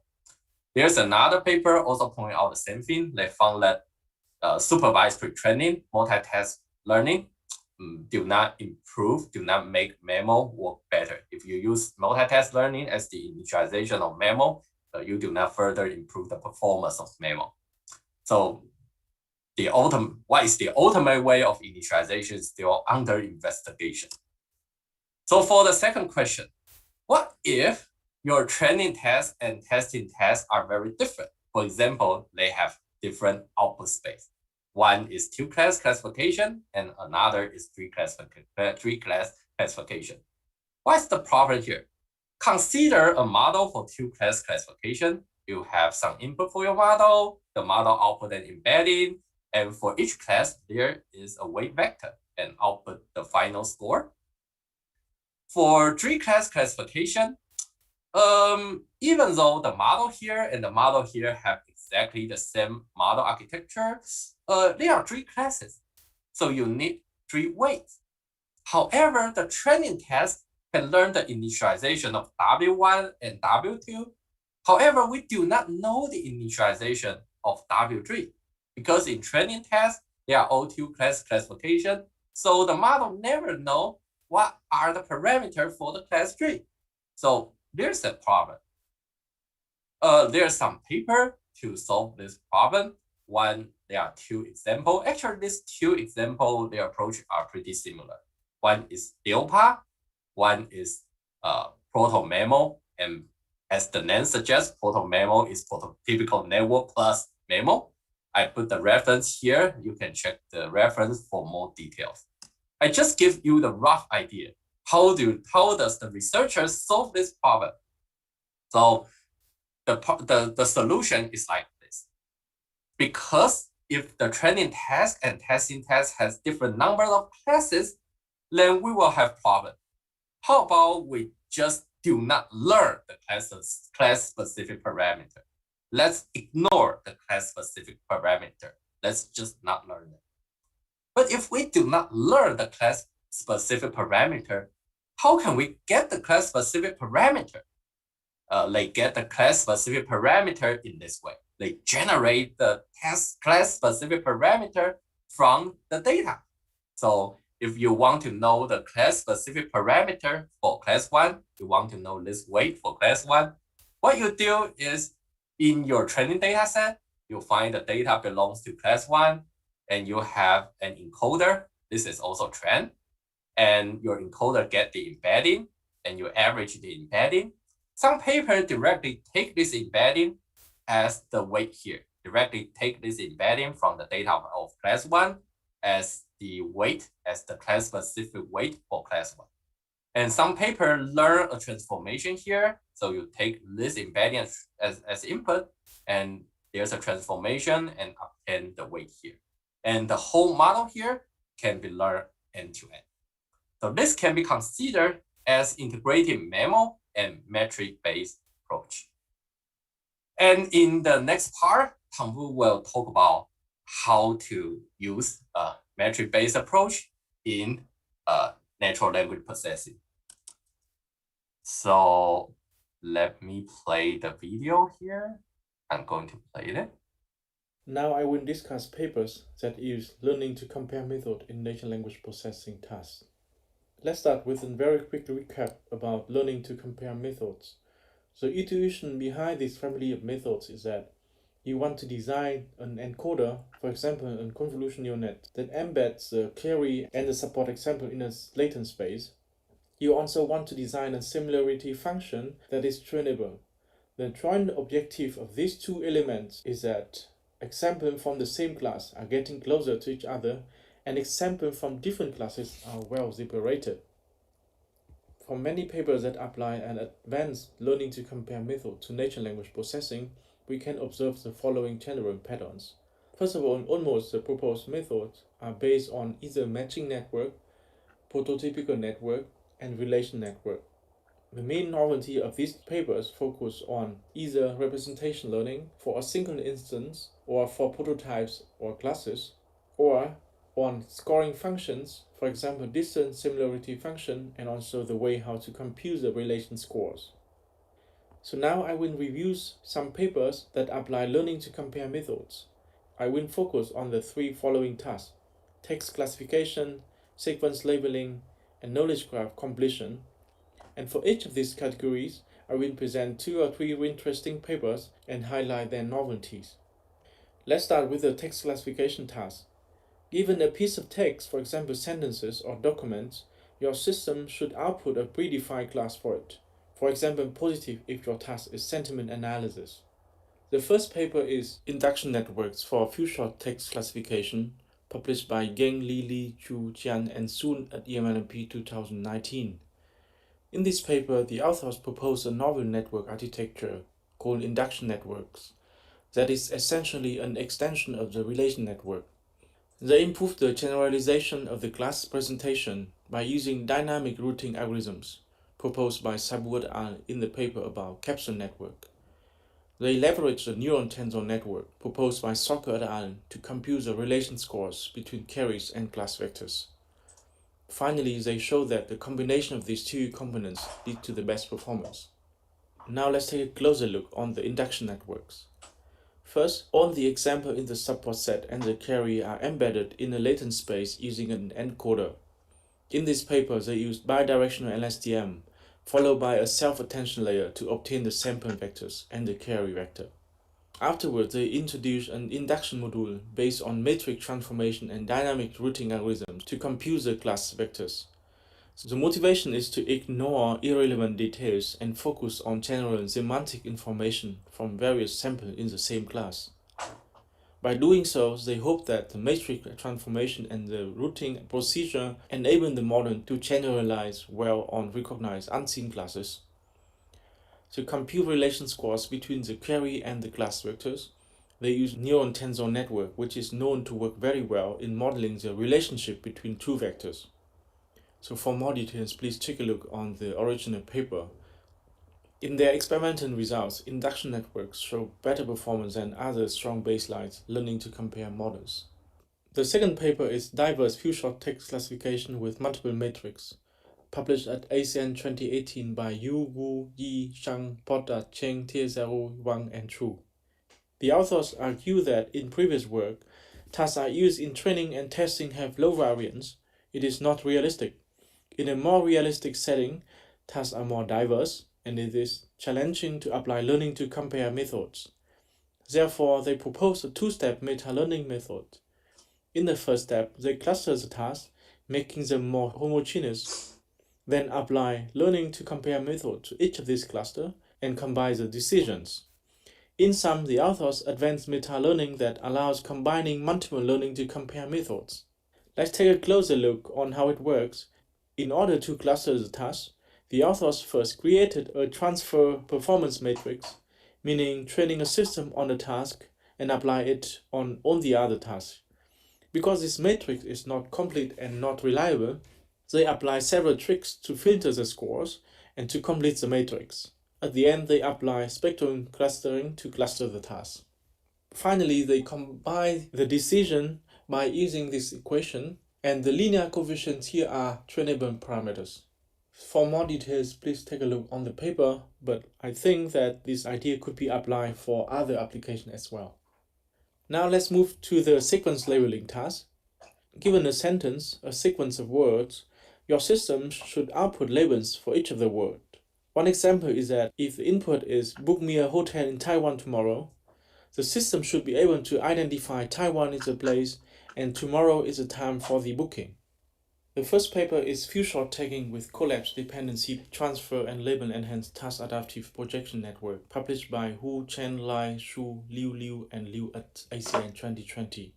It is straightforward to decompose the sequence labeling task into a bunch of independent few-shot classification and then apply learning to compare methods. However, it is known that sequence labeling tasks benefit when integrating the dependencies between labels. Therefore, the authors propose to leverage CRF, conditional random fields, for this category of tasks. The novelties of this paper lie on methods to compute the emission scores and the transition scores for few-shot scenario. More details about transition scoring method collapse dependency transfer can be found in the paper. Here I will discuss only the emission scorer because it makes use of learning to compare methods. Let's take a closer look on the proposed CRF method and pay attention to the emission scorer named Label Enhanced TabNet. It enhances TabNet with semantic information of the label. Instead of computing the distance between the inputs and the prototypes in the task-independent embedding space, the idea of TabNet is to construct a task-specific projection space M using the support set that map the embedding of the inputs, the references of the classes, into a task-specific latent space and compute the similarity in this space. The objective is to find a task-specific space where the references among classes are well separated. The mapping is linear transformation that can be trained using linear error nulling. For more details, please take a look on the paper about TabNet published by Yoon et al. In 2019. So the contribution of this paper is to improve the references omegas using the vector of the semantic label. The second paper is few-shot learning for slot tagging with attentive relational network, published by August and myself at EACN 2021. We propose a two-step approach. We first exclude O class, the class others, and then apply learning to compare methods for few-shot classification. In addition, we extend the original relation nets with an attentive relation module to compute the relation scores. So here you can see our contribution in more details. So we first use an LSTM in combination with an CIF or linear layer to filter out the class other, which will cause problems for learning to compare methods due to the huge variation within this class. And then in the second step, we apply learning to compare to tag the word with slot labels. So we leverage attention mechanism to improve the relation scores. The motivation is that the attention mechanism will allow us to dynamically weight the importance of the example in the support set. For more details, you can take a look on our paper. The last application which I will talk about today is knowledge graph completion. A knowledge graph is a collection of triples, head entity, tail entity, and their relations. Thus, in a knowledge graph, completion could be to fill in the missing relations or the missing tail entities. Here you can see an example related to the head entity Leonardo da Vinci. If you look at the distribution of all the relations in the knowledge graph, you will see that many relations are rare events. So that is actually a great problem setting for meta-learning framework. One of the very first papers that apply learning to compare methods for this task is one-shot relational learning for knowledge graphs from Chongyu, Chang, Gu, and Wang, published at EMLMP 2018. They propose methods to encode the entity and to compute the matching scores using the LSTM. So this paper could be seen as applying matching network on 10 entity ranking tasks. They leverage the local graph of an entity that consider the head entity, Leonardo da Vinci, and also on their neighbors. They encode this neighbor graph by equally summing the concatenation of all the relation vectors and all the tail entity vectors. To compute the matching scores, they apply LSTM to read the sequence of references and the query, and then to output the matching score. By doing so, they allow the system to learn deep relations between the query and all the example from the support set. And this paper set a strong baseline for many following publications. The next paper is few-shot knowledge graph completion, published by Huang, Yao, Huang, Zhang Li, and Chaula at AAAI 2020. The three key ideas and take-home message from this paper are as follows. The proposed method is based on matching network. It applies attention mechanism for neighbor encoder, and the authors leverage the autoencoder framework for aggregation that allows few-shot classification and also interaction among examples in a support set. Let's take a closer look on the proposed architecture. The top part of the slide shows the overall pictures of the system that contain a neighbor encoder, an aggregation network, and a matching network. In the neighbor encoder, instead of simply summing all the concatenation of the relation and the entities, the authors apply attention mechanism to weight the impact of the neighbors. Furthermore, compared to the previous paper, the aggregation network allows now few-shot classification and also the interaction among the examples in the support set. The authors leverage an autoencoder framework based on LSTM to read the sequence of the references. Then all the sum of the input and the HMM state are then weighted and summed to form a single representation of the relation, and this will be used to compute the matching score. And as the previous paper, they use a matching network here to compute the matching score. The authors show that their methods outperform the previous paper. The next paper is Adaptive Attentional Network for Few-Shot Knowledge Graph Completion, published by Sheng, Gu, Chen, Yu, Wang, Liu, Su at EMLP 2020. The proposed method is based on the relation network. As previous paper, they apply attention mechanism for neighbor encoder with the same motivation to weight the impact of the neighbors. They leverage transformer to model the relation between head and tail entities. They apply attention mechanism in the scoring function to compute the relation scores. Let's take a closer look on the proposed architecture. The neighbor encoders look very similar to the one in the previous paper. However, they leverage transformer to model the relation between the entity pairs. The motivation is that the transformer with its multi-head attention will be able to learn different fine-grained meanings of task relations associated with different entity pairs. Finally, they apply attention mechanism to compute the relation score. This mechanism should allow to adaptively weight the importance of the example in the support set. And in the experimental results, the authors show that their proposed method outperforms the method proposed in the two previous papers. From all the papers, we can observe some general patterns.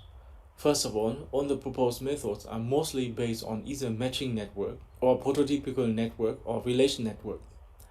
The main novelties focus on one of two following categories, or both. The first category is about representation learning. People propose methods to improve the representation of a single instance or to improve the representation of prototypes or classes. The second category is about scoring functions. Many different methods about trainable distance or similarity functions and also about relation scoring function have been proposed so far. Okay, this is learning to compare for natural language processing. Then Daniel will talk about other meta-learning approaches in natural language processing. As we have seen how learning to initialize and how learning to compare can help different human language processing tasks. The following, we are going to see a more diverse set of meta-learning approaches and how they can be applied to human language processing problems. This approach includes network architecture search, learning to optimize, and learning the learning algorithm. And we are going to use text classification as an example of human language processing problem to demonstrate the application. The goal of text classification is to predict class or classes for one or multiple sentences usually represented as a sequence of tokens. And the class can stand for sentiment, sentence similarity, intention behind sentence, or more.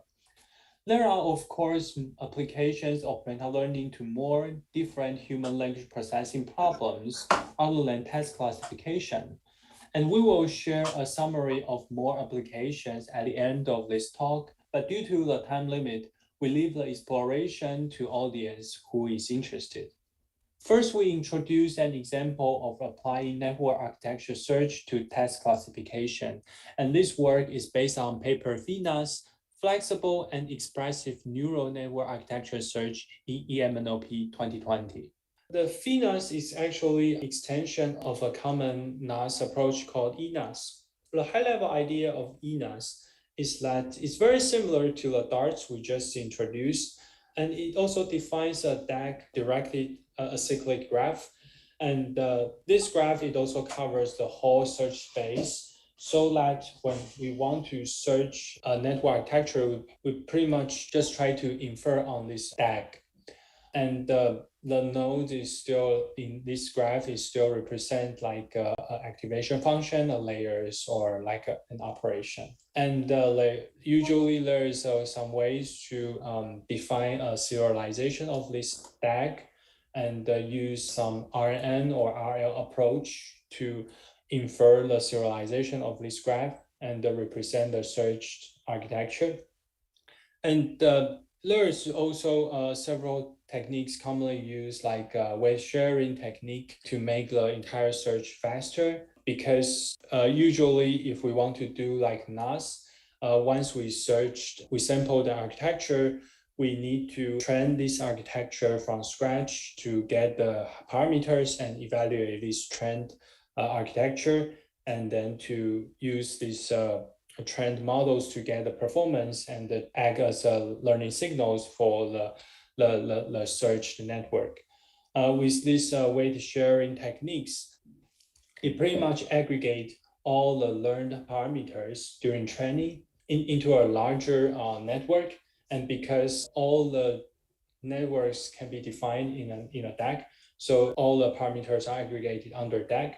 And once a search network is generated from the RNN or from the RL approach, we pretty much not only get the architecture, but also get the parameters from the aggregation and use as an initialization of the searched architecture in a much faster way as compared to training from scratch. And this is basically the ENAS idea. And we recommend interested audience to refer to this paper below for more details. And in this VNAS paper, it further improved the ENAS approach with several ways to represent the human design components that are commonly used in NLP problems like GRU or LSTM, and also allows the search to be seeded with this well-known human design structure so that the search is more efficient and the resulting architecture can achieve better performance. And again, they also train or optimize their architecture in one single data set. So they also leverage this training and validation split and to generate the episodes. The authors validate their ideas on glue and compare their algorithm with like LSTM or some NAS baselines. And as you can see here, the proposed VNAS approach yields better performance as compared to those baselines. But one thing to mention is that the VNAS actually are much slower than ENAS because of larger search space. We also found NAS, or actually ENAS, to be applied to task classification in the setting of continuous learning or multitask learning. And as you can imagine, to search network architecture in such setting, multiple data sets will be used in an inner loop and outer loop training. And in a continuous learning setting, because the goal is to find whether we can sequentially train networks on several different tasks without forgetting the previously learned objective. So when we build the episodes in the inner loop training, we're going to use training examples from different data sets in order to build the inner loop episodes to train the sampled architecture. And once the sample architecture is trained, when we evaluate the goodness of the trained architecture, we're also going to use validation examples from different data sets in order. And the author also designed laws to encourage parameter updates from data set to be orthogonal, so that it can minimize the effect on performance in previous data set after training on the new data set and mitigate the catastrophic forgetting. As for the multitask learning settings, as you can imagine, examples from multiple data sets are aggregated and provide to train the sampled architecture together, as well as used to evaluate the trained architecture together. And also use several text classification data sets from glue to evaluate the proposed algorithm. And they found the algorithm actually performs better as compared to naive ENAS or BioSTM plus Elmo architecture. Next is an example of how a method of learning the learning algorithm can benefit task classification. And this work is based on the paper, Learning to Learn and Predict, a meta-learning approach for multi-label classification in EMNLP 2019. As you can tell from the title, the author tried to work on a multi-label classification problem. And as we mentioned before, the authors are focusing on one data set each time when they do the optimization. So they also leverage these episodic training techniques. And in addition to based on this inner loop, outer loop framework, the difference from this approach to the previous MAMO or all sorts of different meta-learning approaches that instead of learning the initialization or comparing as the meta parameters, the meta parameters try to learn here in the outer loop. First is the threshold that used to predict for each class as true, or the weights that compute the loss over each label I and example J. So that's why it calls the optimizing the meta parameter threshold P as the learning to predict steps, and optimizing the meta parameter W as the learning to learn step. And the weight and the thresholds are also generated from another GRU models. And because GRU is parameterized, so the actual meta parameters to be learned in the outer loop are the GRU parameters here.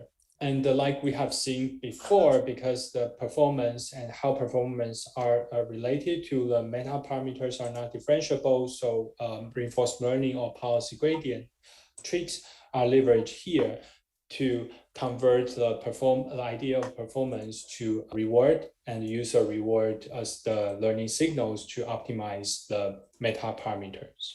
The authors validate their ideas on data sets like task classification or entity type classification listed here. Most of the tasks are multi-label classification data sets, and they show their approach can achieve SOTA results. Lastly, let's look at the work applying learning to optimize to task classification. And the work is published as soft layer selection with meta-learning for zero-shot cross-lingual transfer.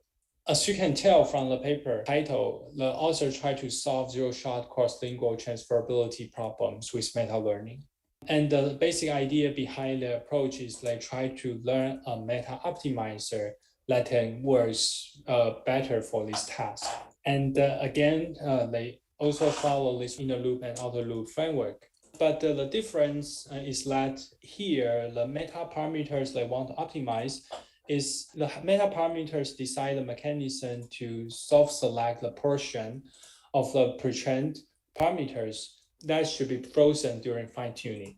And these mechanisms can be parameterized by lambda, and this lambda affects to the optimization in a way that the gradient of the parameters theta is multiplied by this lambda so that the lambda can be viewed as a gate to decide like which parameters will be updated in each iteration.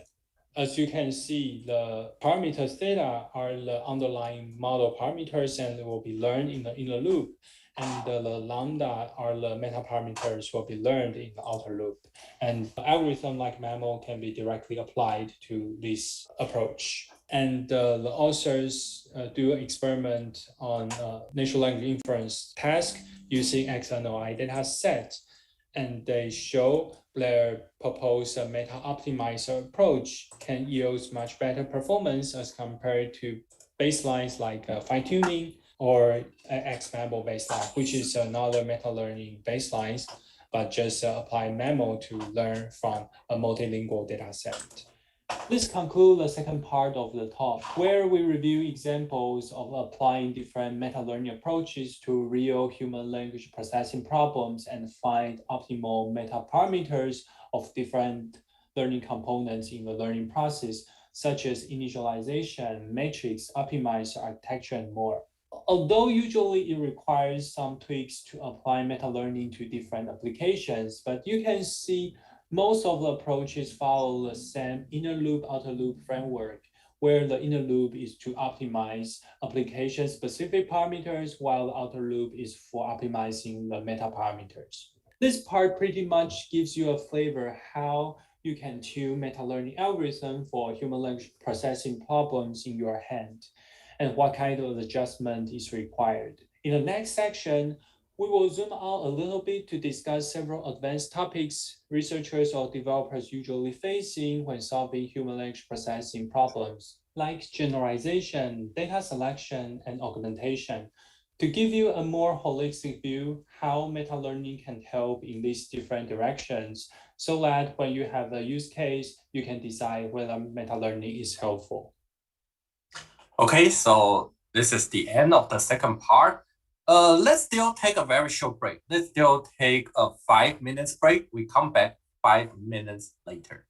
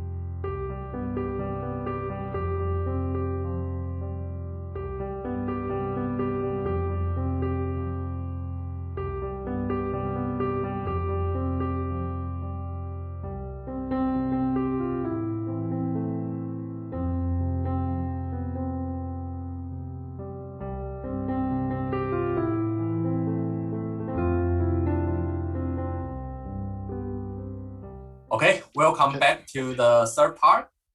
Welcome back. Now we have seen how meta-learning works in general, the theory behind it, and how it can be applied to different human language processing tasks. In this part, we're going to examine several advanced topics that researchers or developers usually facing in human language processing tasks and see how meta-learning can help. And so that we would have a holistic view how meta-learning works to solve different topics. Specifically, we are going to cover 5 different topics in this section, including data selection, domain generalization, task augmentation, meta-knowledge distillation, and how meta-learning helps to mitigate the problem of catastrophic forgetting. We will talk about these topics one by one, and we will start from meta-learning for data selection. But why we want to select data? The previous literature gives us 2 reasons. One reason is that at some point we may want to train some multilingual models or multitask models based on multilingual or multitask corpora, and different language or tasks may contribute to the models in a different way. So if we can better select the data, probably you'll end with better models. Another possibility is sometimes we're collecting our labels and the labels comes with some kind of noise. And because they have different kind of reliability issues, we may want to weight them in different ways to achieve more robust models. Of course, there might be some other reasons, but our following discussions around data selection with meta-learning comes along with these 2 reasons. And these are the previous works we base on our discussion. And this is the first paper. We talk about using meta-learning to select data for multilingual corpora. And in this paper, it is also very similar to what we have seen so far using this inner loop, outer loop framework to train, first using the inner loop to train the model parameters solving the underlying problems. And then it has this outer loop using the testing task to train the meta parameters to make sure the models are performed in a good way. And the author applies this framework to select data, and it calls differential data selection. And basically, it parameterizes the sampling strategies based on using some kind of probabilities. And the goal is to figure out this kind of different probabilities to sample different tasks. And as you can see, these probabilities are just modeled with based on different task ID I, and to give a different weight or probability. Similar to the framework in the inner loop, they still optimize the model parameters using a typical way to train the models, but in the outer loop, use this psi as the meta parameters to decide how these sampling probabilities can be inferred and to better fit the underlying model parameter theta. And similar as we have seen, you use reinforcement learning because usually the performance related to the meta parameters is not differentiable. So they use reinforcement learning to couple the idea of the performance with the rewards so that we can use the performance as a signals to train our meta parameters. And they apply their proposed algorithms to these tech talk data sets where they have 58 different language pairs to English translation. And they pretty much just across train their tasks through different kind of language pairs and evaluate it on the held out language pairs. From the blue scores they show, with this multi-DDS, as they propose using a meta-learning to figure out the selection of the data, it achieved much better blue scores as compared to you just simply train all the languages together with some kind of like uniform weights or proportional to the size of your data set. So it pretty much show like how promising this idea is. There are several following works around that, like this paper, Meta-Learning for Effective Multitask and Multilingual Modeling in ACL. It extends ideas from the multilingual to multilingual plus multitask. So basically, each language and the task it investigated are treated as a language task pair, and then to get the task they are using in the meta training and meta testing. Investigates 6 different kinds of languages and 5 different kinds of problems: question answering, natural language inference, paraphrase identification, POS tagging, and name entity recognition. And they pretty much follow the same idea using DDS and the mammal architecture, but they replace with the reptile. But the rest, the idea are pretty much the same. In their results, they show with this kind of meta-learned models to figure out how to weight different language and task pairs, they can achieve much better performance as compared to multitask learning baselines in either the zero-shot settings or a fully supervision settings. The 2 papers we have introduced are basically just simple, but based on the importance of the task language or task pairs to figure out how they can contribute to the joint models. In this meta back translation in iClear, it proposed a different way to think about this data sampling. For those who might not be familiar with this back translation idea, it's commonly used in translation problem that we have a source language and we have a target language, and usually we just have this source and target language pair of utterances, and we use this pair of utterances to train this translation or our translation model. But sometimes we might have a huge amount of target utterances in target language, but we don't have its corresponding translation. So some researchers think about like whether we can use some back translator to translate utterance in target language and back to the source language so that we can get more data set with much bigger size, because it's always usually to access this monolithic language data instead of the parallel data. And the idea can further extend even if we might not have the access to the exact back translation, translate the target to a source, but we might have the access to the translator, translate a language rather than to the source language. And we can also use this back translator to augment our data and to train a multilingual translators that works well in lots of different languages. And in this paper, we introduce rethink this batch translation as a data sampling. This is because when we do this back translation, we use some kind of like a Bing search or some kind of other mechanisms to figure out the translation. And this Bing search or other mechanism also based on some probabilities inferred by the back translator. So given like we have the utterance in target and we treat this back translator as a sample strategy to get the utterance in the source language, we can view this as a sampling. And the author just proposed if we can train this back translator together with our translator, we might be able to find a back translator that yields a better distribution of this augmented data, that better fits to the translator problem space and yields a better performance for the translator. So that's the basic idea behind this. And very similar to the other meta-learning works we have seen so far, it also uses this inner loop, outer loop idea, where the inner loop is used to train the parameter of the translator that is used to solve your underlying problems. But for the outer loop, it trains the meta parameter side that decides how you are going to do the back translation which means how you are going to do the data sampling. And as compared to the DDS, basically the difference is just the granularity, where in the DDS, they generate the weights for different examples or entire corpora. But here, the back translator pretty much use the meta parameters to yield the weights for sampling on the tokens or the utterances.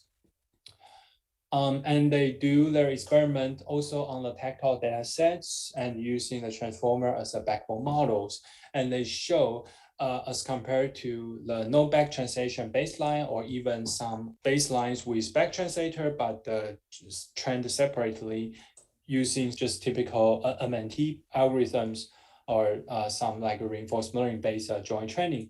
These meta-trained models yield much better performance.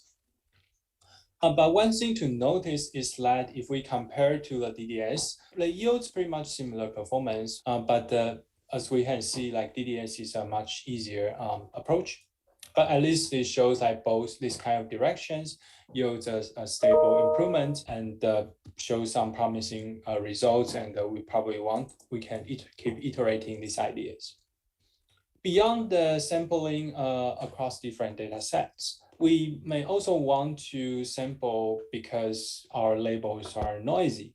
Let's see how these two papers are trying to attack. Like I said, if we have noise labels, an intuitive idea is that probably we can try to infer the weights for different labels. Or we can maybe try to rewrite the labels to make it better suits our models. And this is how these two papers works.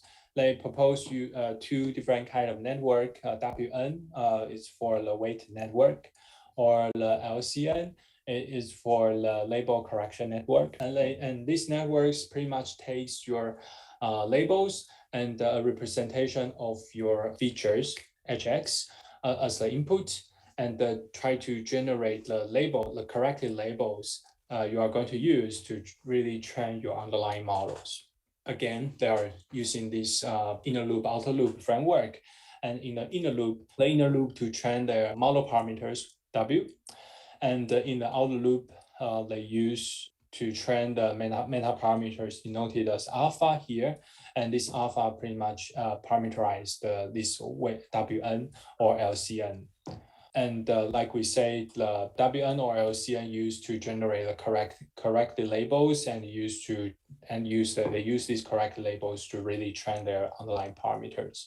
And they do this in an iterative way to jointly optimizing the meta parameters and parameters. And similar to what we have discussed previously, because they're optimizing in one data set, so they also adopt these episode ideas where they pretty much just split the one data set into training and validation set, and they generate training episodes from the training set and the validation episode from the validation set for the inner loop and outer loop training, instead of using different corpora for the training and for the inner loop and outer loop training tasks. And as for the experiments, they use closing 1M. This is an image classification data set. And they also use a text classification data set, but with synthesized noise. And they show, as compared to just naively training with the labels, with this kind of selection, either is using the meta weight to sample the labels, or using this label correction mechanism, they can achieve better performance as compared to just training on top of noisy labels. Okay, so this is data selection. The next part will be domain adaptation, domain generalization. Here, I'm going to talk about meta-learning for domain generalization. Everyone knows that in the practical use of machine learning technology, if your training examples and testing example have very different distribution, your model may not work well. If you train your model on the training example and the testing example have very different distribution, your model may overfit on the training example and obtain poor performance on the testing example. This is a very common problem in machine learning. Can meta-learning be helpful in this situation? Let's start from domain adaptation. The testing examples are from target domain. And this is your training example. In the setting of domain adaptation, we have large amounts of data from source domain, which is different from the target domain. We have a little bit data from the target domain, which is the same domain as the testing example. The typical strategy of domain adaptation is use little data from target domain to adapt the model. Because we only have very limited data in the target domain in our training example, this can be considered as a few-shot learning problem. As you know, meta-learning is good at solving the problem of few-shot learning. So it is very intuitive to apply meta-learning in domain adaptation. Actually, a large amount of paper we just talked about can be considered as using meta-learning in domain adaptation. So I'm not going to focus on domain adaptation here. We are going to focus on domain generalization here. In domain generalization, this is your training example. Your training example from multiple domains. You have some training data from domain 1, some data from domain 2, and some data from domain 3. But you do not have any data from the target domain. You know nothing about target domain. In this case, you only have the data from multiple domains, but you never know what is your target domain. In this scenario, in this setup, can we use meta-learning to improve it? Can we use meta-learning to improve domain generalization? This is the basic idea, how you use meta-learning for domain generalization. Consider we have some training domain and a testing domain. To improve domain generalization, we want to learn a learning algorithm. And with the learning algorithm and the data in the training domain, we can train a model. And when we apply this model on the testing domain, and we achieve good performance. This is the ideal target we want to achieve.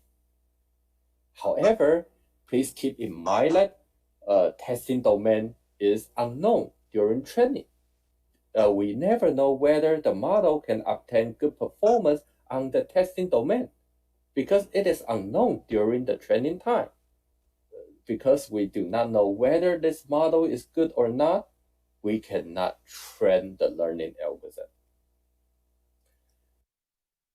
Because we have several different domains in our training domain, because we have several different domains in our training data, how about we select some domains to be the testing domain? We select some domain and let those domains to pretend they are target domain. And those domains are called pseudo-testing domain. So now your training target becomes this. So this is the new training domain. This is pseudo-testing domain. And we want to find a learning algorithm with the training domain and the learning algorithm. We learn a model, and this model can get good performance on the testing domain. Because the testing domain here is the pseudo-testing domain, we actually have the data of this domain.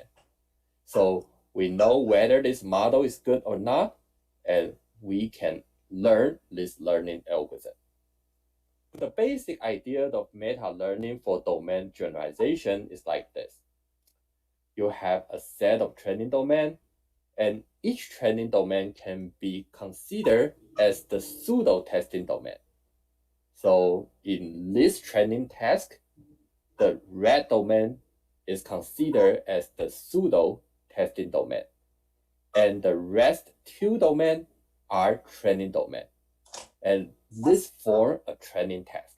And you want to learn a learning algorithm, train on these two domains, and achieve good performance on the red one. The yellow one can also be the pseudo-testing domain. You want to find a learning algorithm, train on these two domains, and get good performance on the yellow domain. The blue one can also be the pseudo-testing domain. You want to train a model, learn on these two, and achieve good performance on the blue one. This is your training task. For the testing task, you will put all the training domains together. You already learned an algorithm from the training tasks, and the algorithm will use all the training domains to learn a model.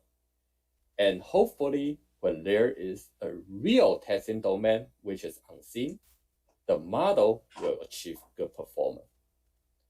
And this idea has been applied on some NLP application. One example is text classification. This figure is from the paper Learn to Cross-Lingual Transfer with Metagraph Learning Across Heterogeneous Languages. The meta-learning approach they use here is called NGL. Don't worry if you do not know what it is. It's kind of sophisticated, so I'm not going to describe it here. You can consider it as a metric-based approach. In the setting of this paper, they have 3 training domains. They consider different languages as different domains. And the target domain is Japanese. You cannot access this language during the training time. And as I have mentioned, you form your training tasks in this way. You select one language as the pseudo testing domain and the rest languages as the training domain. And you want to learn your algorithm. You want to learn an algorithm trained on these 2 languages and achieve good performance on the pseudo testing domain. In the testing task, all the training languages, all the training domains can be used. All the 3 languages can be used, and hopefully the model can generalize to an unseen new languages, for example, Japanese here. The similar idea has also been applied on semantic parsing. And in semantic parsing, you can consider different database or different tables as different domains, because there are always new tables and new data sets. So there are always new domains in the task of semantic parsing. So domain generalization is a critical issue in semantic parsing. And there's already some paper try to use meta-learning for domain generalization to improve semantic parsing. Besides the paper I mentioned, there are actually other ways to use meta-learning to improve domain generalization. Due to time limitation, I just list some paper here for your reference. So we just discussed the issue that training example and testing example have different distribution. However, there is a problem of another level. Consider the situation that the training tasks and testing tasks have very different distribution. Will meta-learning overfit on the training task? Will meta-learning find a learning algorithm that overfit on the training tasks and have poor performance on the testing tasks? Yes, this is possible. Meta-learning may overfit on the training tasks. If your training tasks and testing tasks have very different distribution, meta-learning may find a learning algorithm only work on the training task, not testing tasks. You can read the paper Improving Generalization in Meta-Learning via Task Augmentation. This paper has more analysis about the overfitting issue of meta-learning, and it considers task augmentation as one way to improve the generalization capability of meta-learning. In the next part, Thang will talk about task augmentation. Okay, so then Thang will talk about task augmentation. So if you only have very limited training tasks, how can you do to increase the number of data? Let's talk about task augmentation. You might know what data augmentation means. In meta-learning, our data is a collection of tasks. Therefore, task augmentation could be understood as data augmentation in meta-learning settings. The main motivations for task augmentation in meta-learning are as follows. The first motivation is to be able to leverage the advantages of meta-learning methods. In fact, there is only one task. One can just apply supervised learning on the annotated training data to build one single system. However, because of the high variation within a dataset, one can design multiple models to cover different groups of similar examples. The second motivation is similar to the motivation of data augmentation methods in supervised learning. It is to generate more training data to improve the performance of meta-learning models and to overcome overfitting problems. In the next following slides, I will review papers that apply either the first or the second motivation. Let's start with papers with the first motivation. So the first paper, Natural Language to Structures Query Generation via Meta-Learning, proposed by Huang, Wang, Xing, Yi, and He at NACO in 2018. So the task here is to map a natural language question to an SQL query. Actually, in this paper, it's about only one task. However, the author want to apply meta-learning framework to improve their system. Their trick is to artificially generate pseudo tasks. So instead of having only one task, they generate a lot of pseudo tasks by sampling a batch of training data as a support set and one example as a query. So they design a relevant function to find similar examples. And of course, the relevant function here is task dependent. In this paper, the relevant function depends on the predicted SQL type of the input and the input length. So they argue that if the input belong to the same SQL type and have similar length, they might belong to the same task. So they apply MAML to train the meta-learning and show very good results on their task. So the next paper, Coupling Retrieval and Meta-Learning for Context-Dependent Semantic Parsing. This paper was published at ASEAN 2019 by Gu, Thang, Duan, Zhou, Yin. So the task is here, given a natural language text, generate a source code conditioned on the class environment. It has similar setup as the previous paper. So it is about one task, and the author also want to apply the meta-learning framework to improve their performance. So here, instead of using the relevant function, they introduce a context-aware retriever to dynamically collect examples from the training as supporting evidences. And at the end, they apply MAML to train the meta-learning. So let's take a closer look on the context retriever.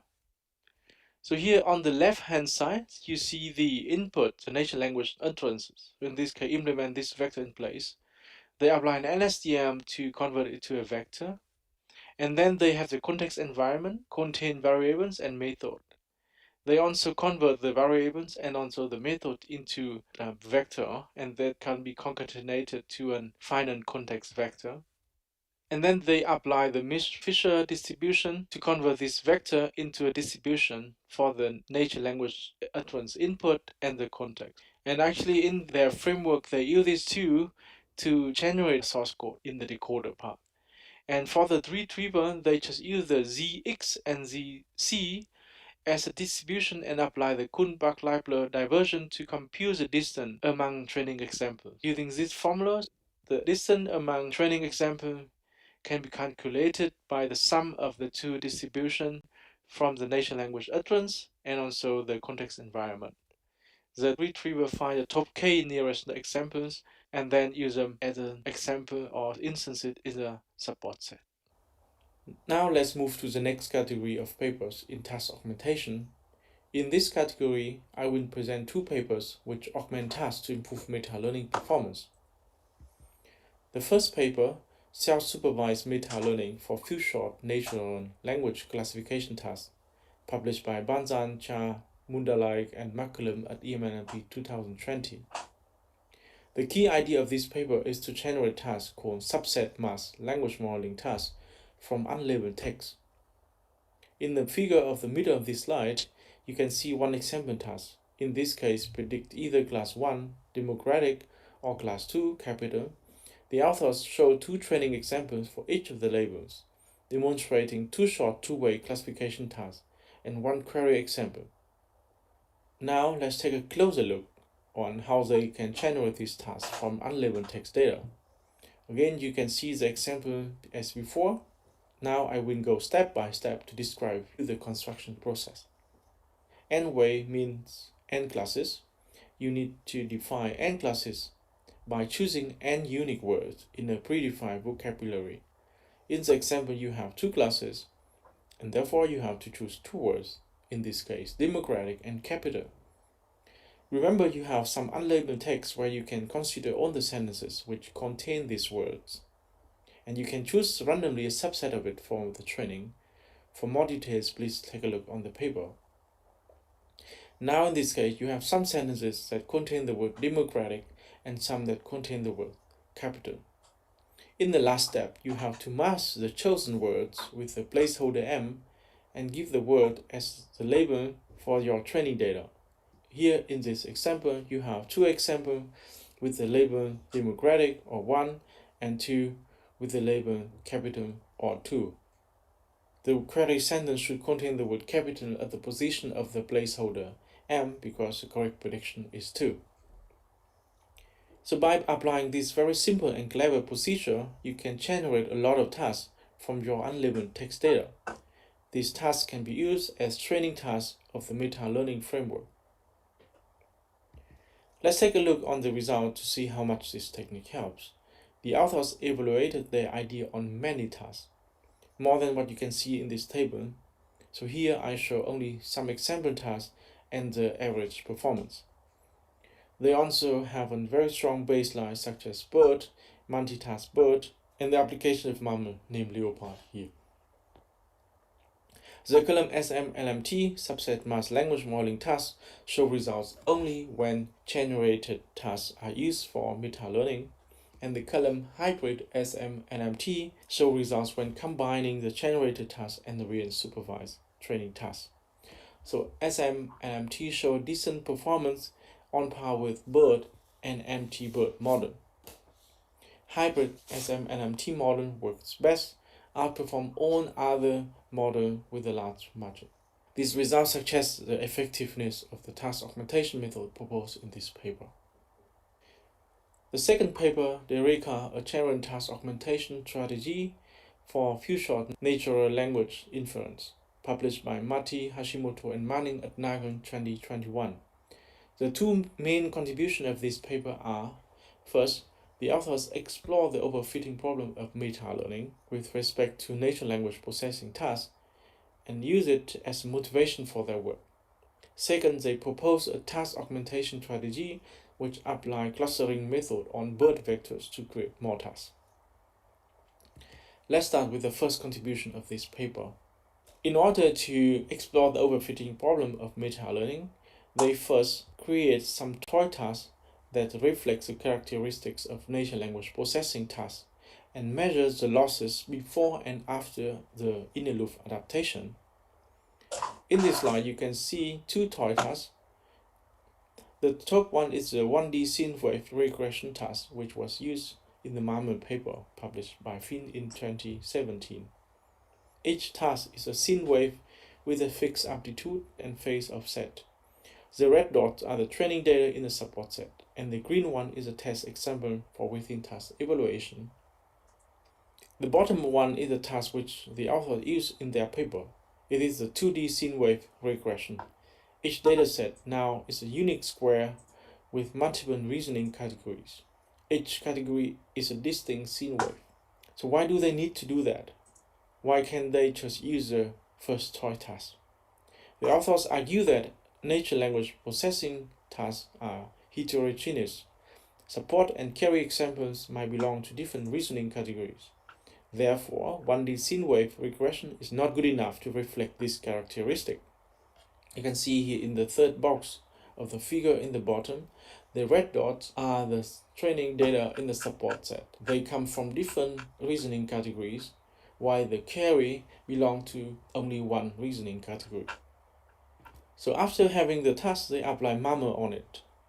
On the left figure, you can see the losses before and after running the inner loop training. There is no difference between the two losses. It indicates that the example in the support set are completely ignored, or in another word, a memorizing overfitting problem. On the right figure, if the support set and the query set are sampled from the same reasoning category, we see a huge difference of losses before and after running the linear loop training. So the outcome of this paper indicates that simply applying meta-learning on heterogeneous datasets might not be effective. Then based on this finding, they propose to make heterogeneous tasks to a bunch of homogeneous tasks. They apply clustering method on bird vector to create tasks as you can see in this slide. More precisely, first they embedded sentences with bird vector. Second, they produce refinement of label groups to get reason categories by applying clustering methods. Third, they construct tasks by pairing up clusters with different labels. So by doing so, they can generate many tasks given a single dataset. Let's look at some results from the paper. The authors evaluated their idea on several datasets. Overall, they observed consistent improvement over some evaluation of the multitask baseline and also outperformed the standard MAML framework. They also compare their result with the SMLMT paper presented before on one dataset. You can see here that their proposed methods seem to work better than SMLMT on this dataset. So I hope with this part you see the motivation and also the effectiveness of task augmentation for meta-learning. Okay, so this is about task augmentation. Then we are going to talk about meta-learning beyond accuracy. So this is meta-learning for knowledge distillation. Now let's talk about meta-knowledge distillation methods. Knowledge distillation was proposed by Hinton et al. In 2014. The key idea is to use the class probabilities produced by a teacher model, for example a very large network trained with a lot of data, as a soft target instead of the one-hot vector target to train a student model, for example a compact network for a particular domain. The motivation is to transfer knowledge from the teacher model to a student model. And meta-knowledge distillation aims at learning to transfer knowledge, or in another word, optimizing the transferring process. Because this topic is fairly new in the natural language processing, there are not a lot of papers about it. In the next following slides, I will present very recent papers which report results on natural language processing tasks.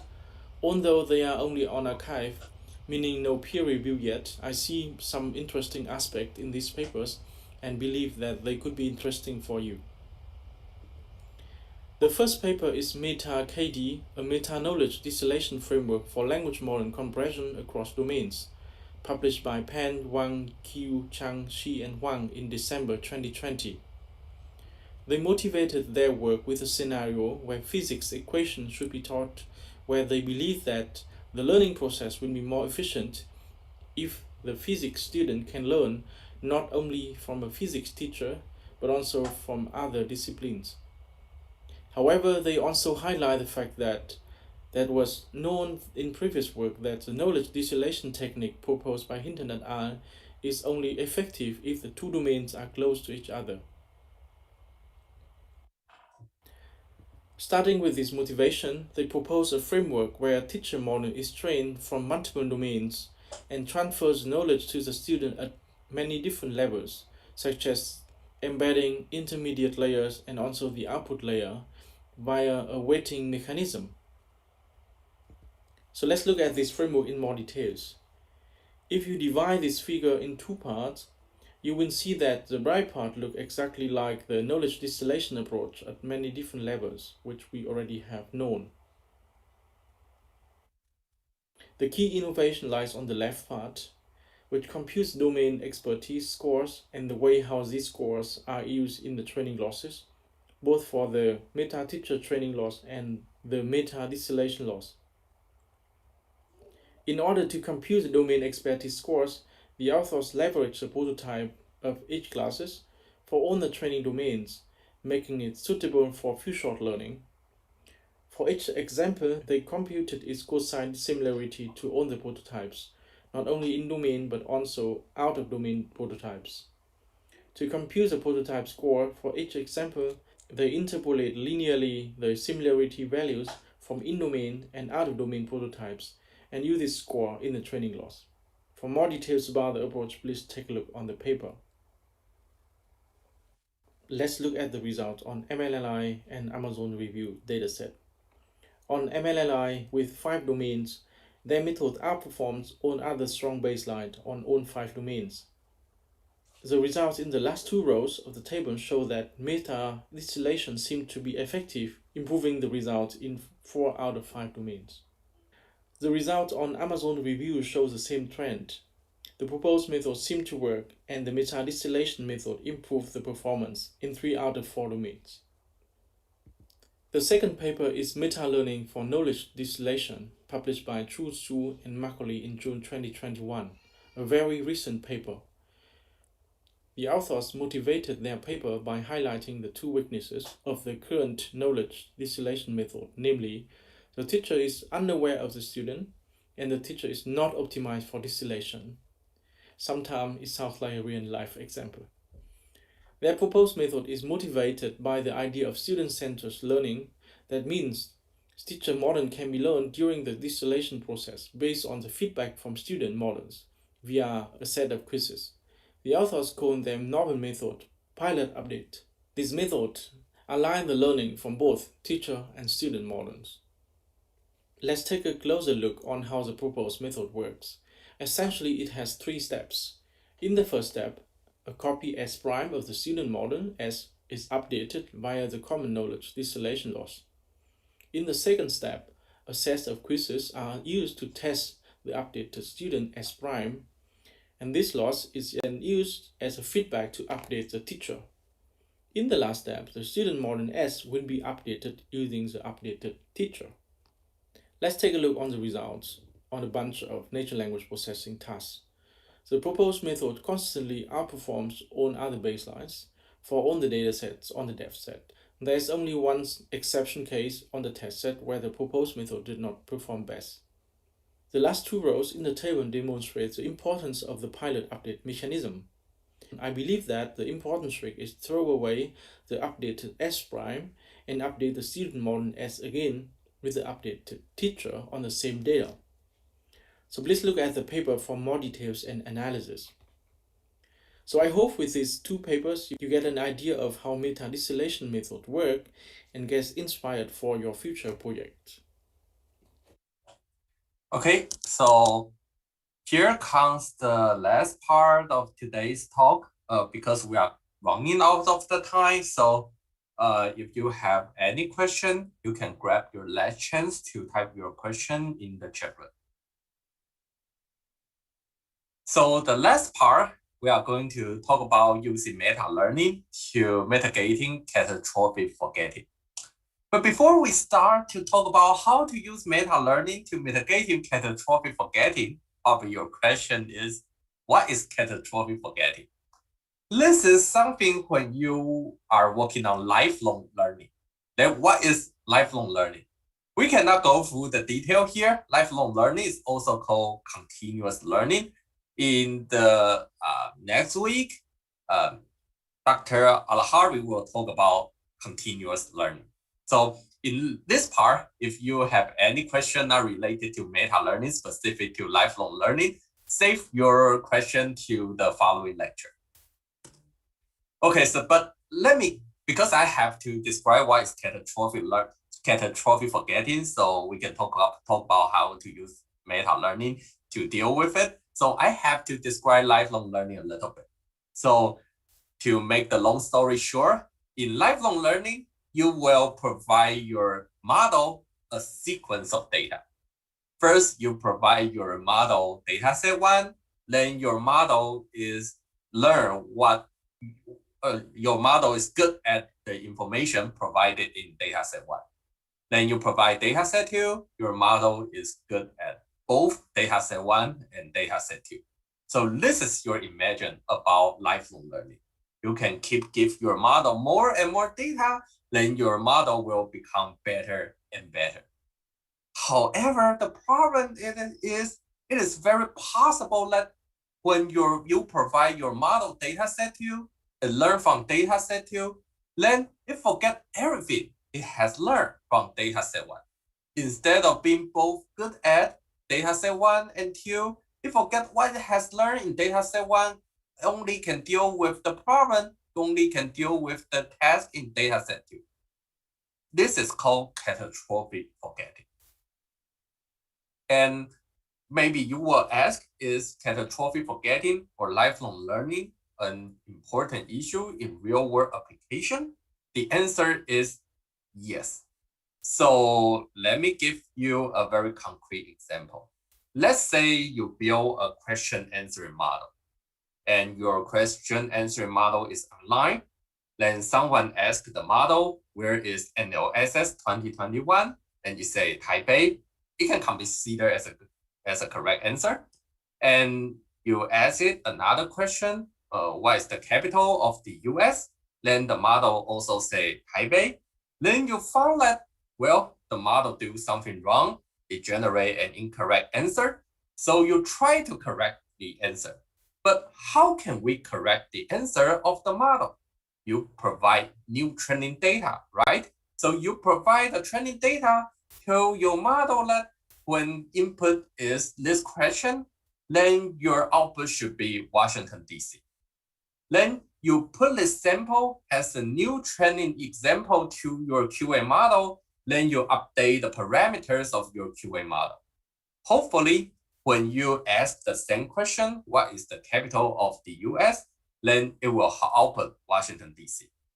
However, if your QA model is an end-to-end model, you use an example to update the model. We do not know what is really happened in your model. Perhaps given this question, your model can provide the correct answer, but probably when you ask another question, it will change the output of the question. Probably the model just learned that Taipei is always a wrong answer. You should replace all the Taipei by Washington, D.C. So probably when you ask where is MLSS 2021, it still output Washington, D.C. Who knows? QA model is a network. When you update it, you do not know what's happened. So how can we make sure model only change what it need to change and keep what it shouldn't change unchanged? So how to mitigate catastrophic forgetting? And there are several ways to mitigating catastrophic forgetting. I'm not going to go through the detail here because you will learn this in the following lectures.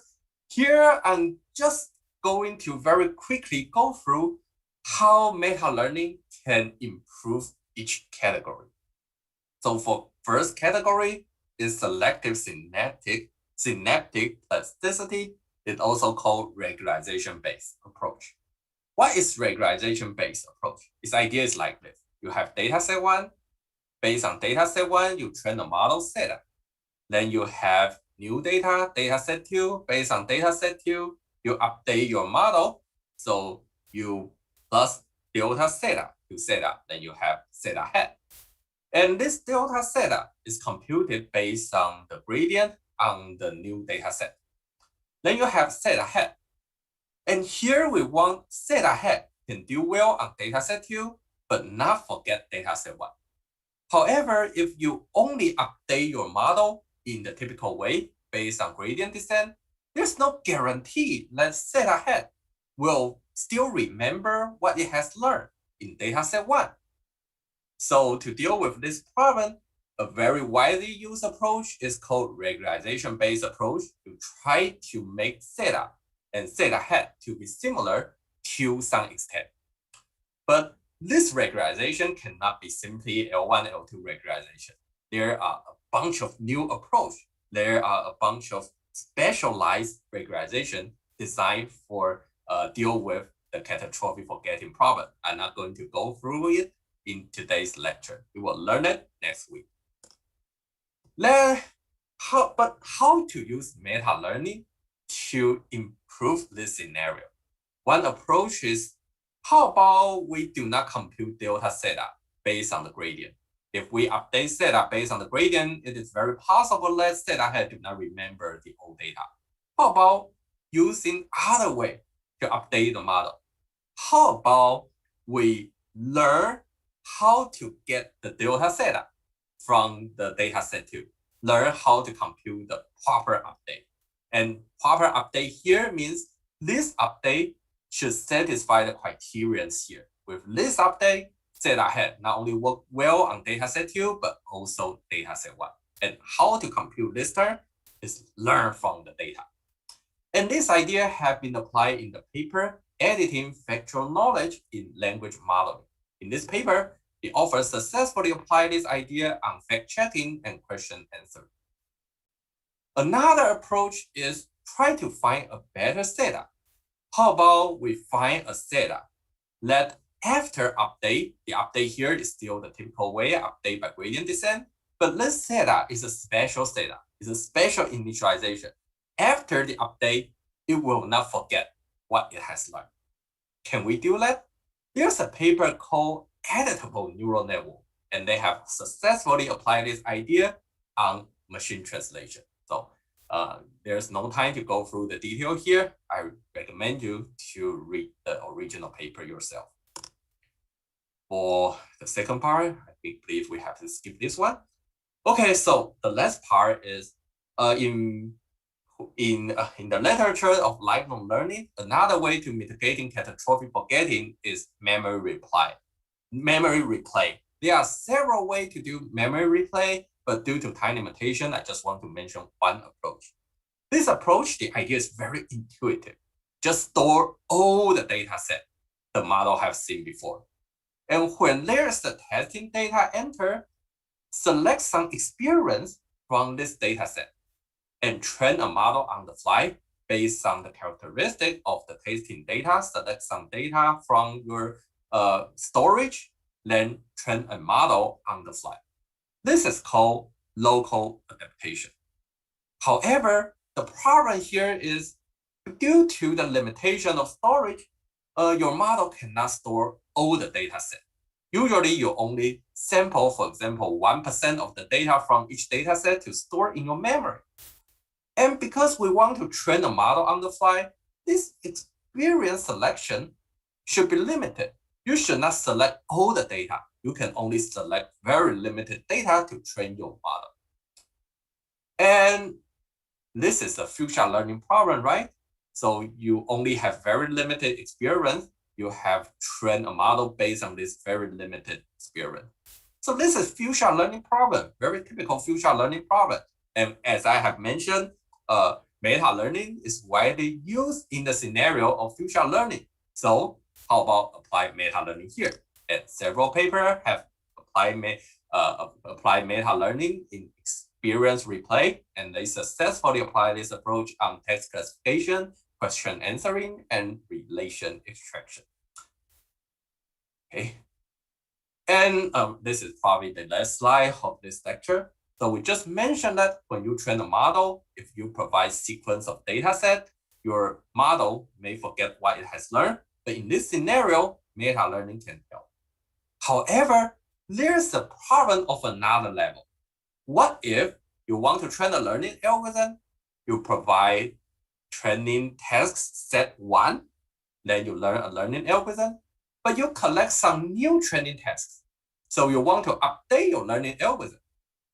However, when you update your learning algorithm, probably your learning algorithm can only work well on the new training task, and it forget how to work well on the previous training tasks.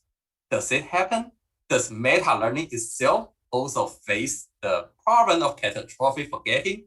Yes, I put 2 ICNL papers here for your reference. You can read the paper to see does meta learning have catastrophic forgetting and how to deal with this problem. Okay, so here comes the concluding remarks. So I think I do have to go through the slide. So you can check this table. We have very fancy looking table, and we talk about some advanced topic in part 3. So this is what we want to share with you today. Thank you very much for your attention.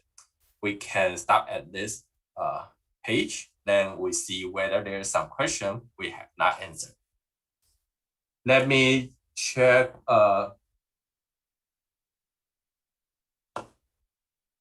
Okay, are there any question?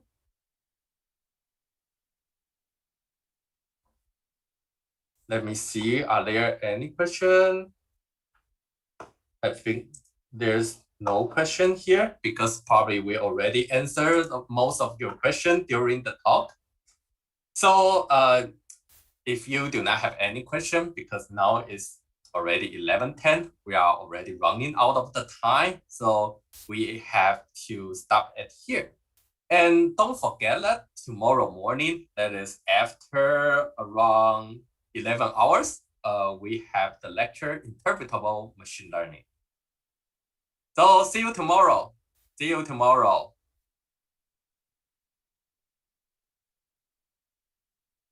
Bye-bye.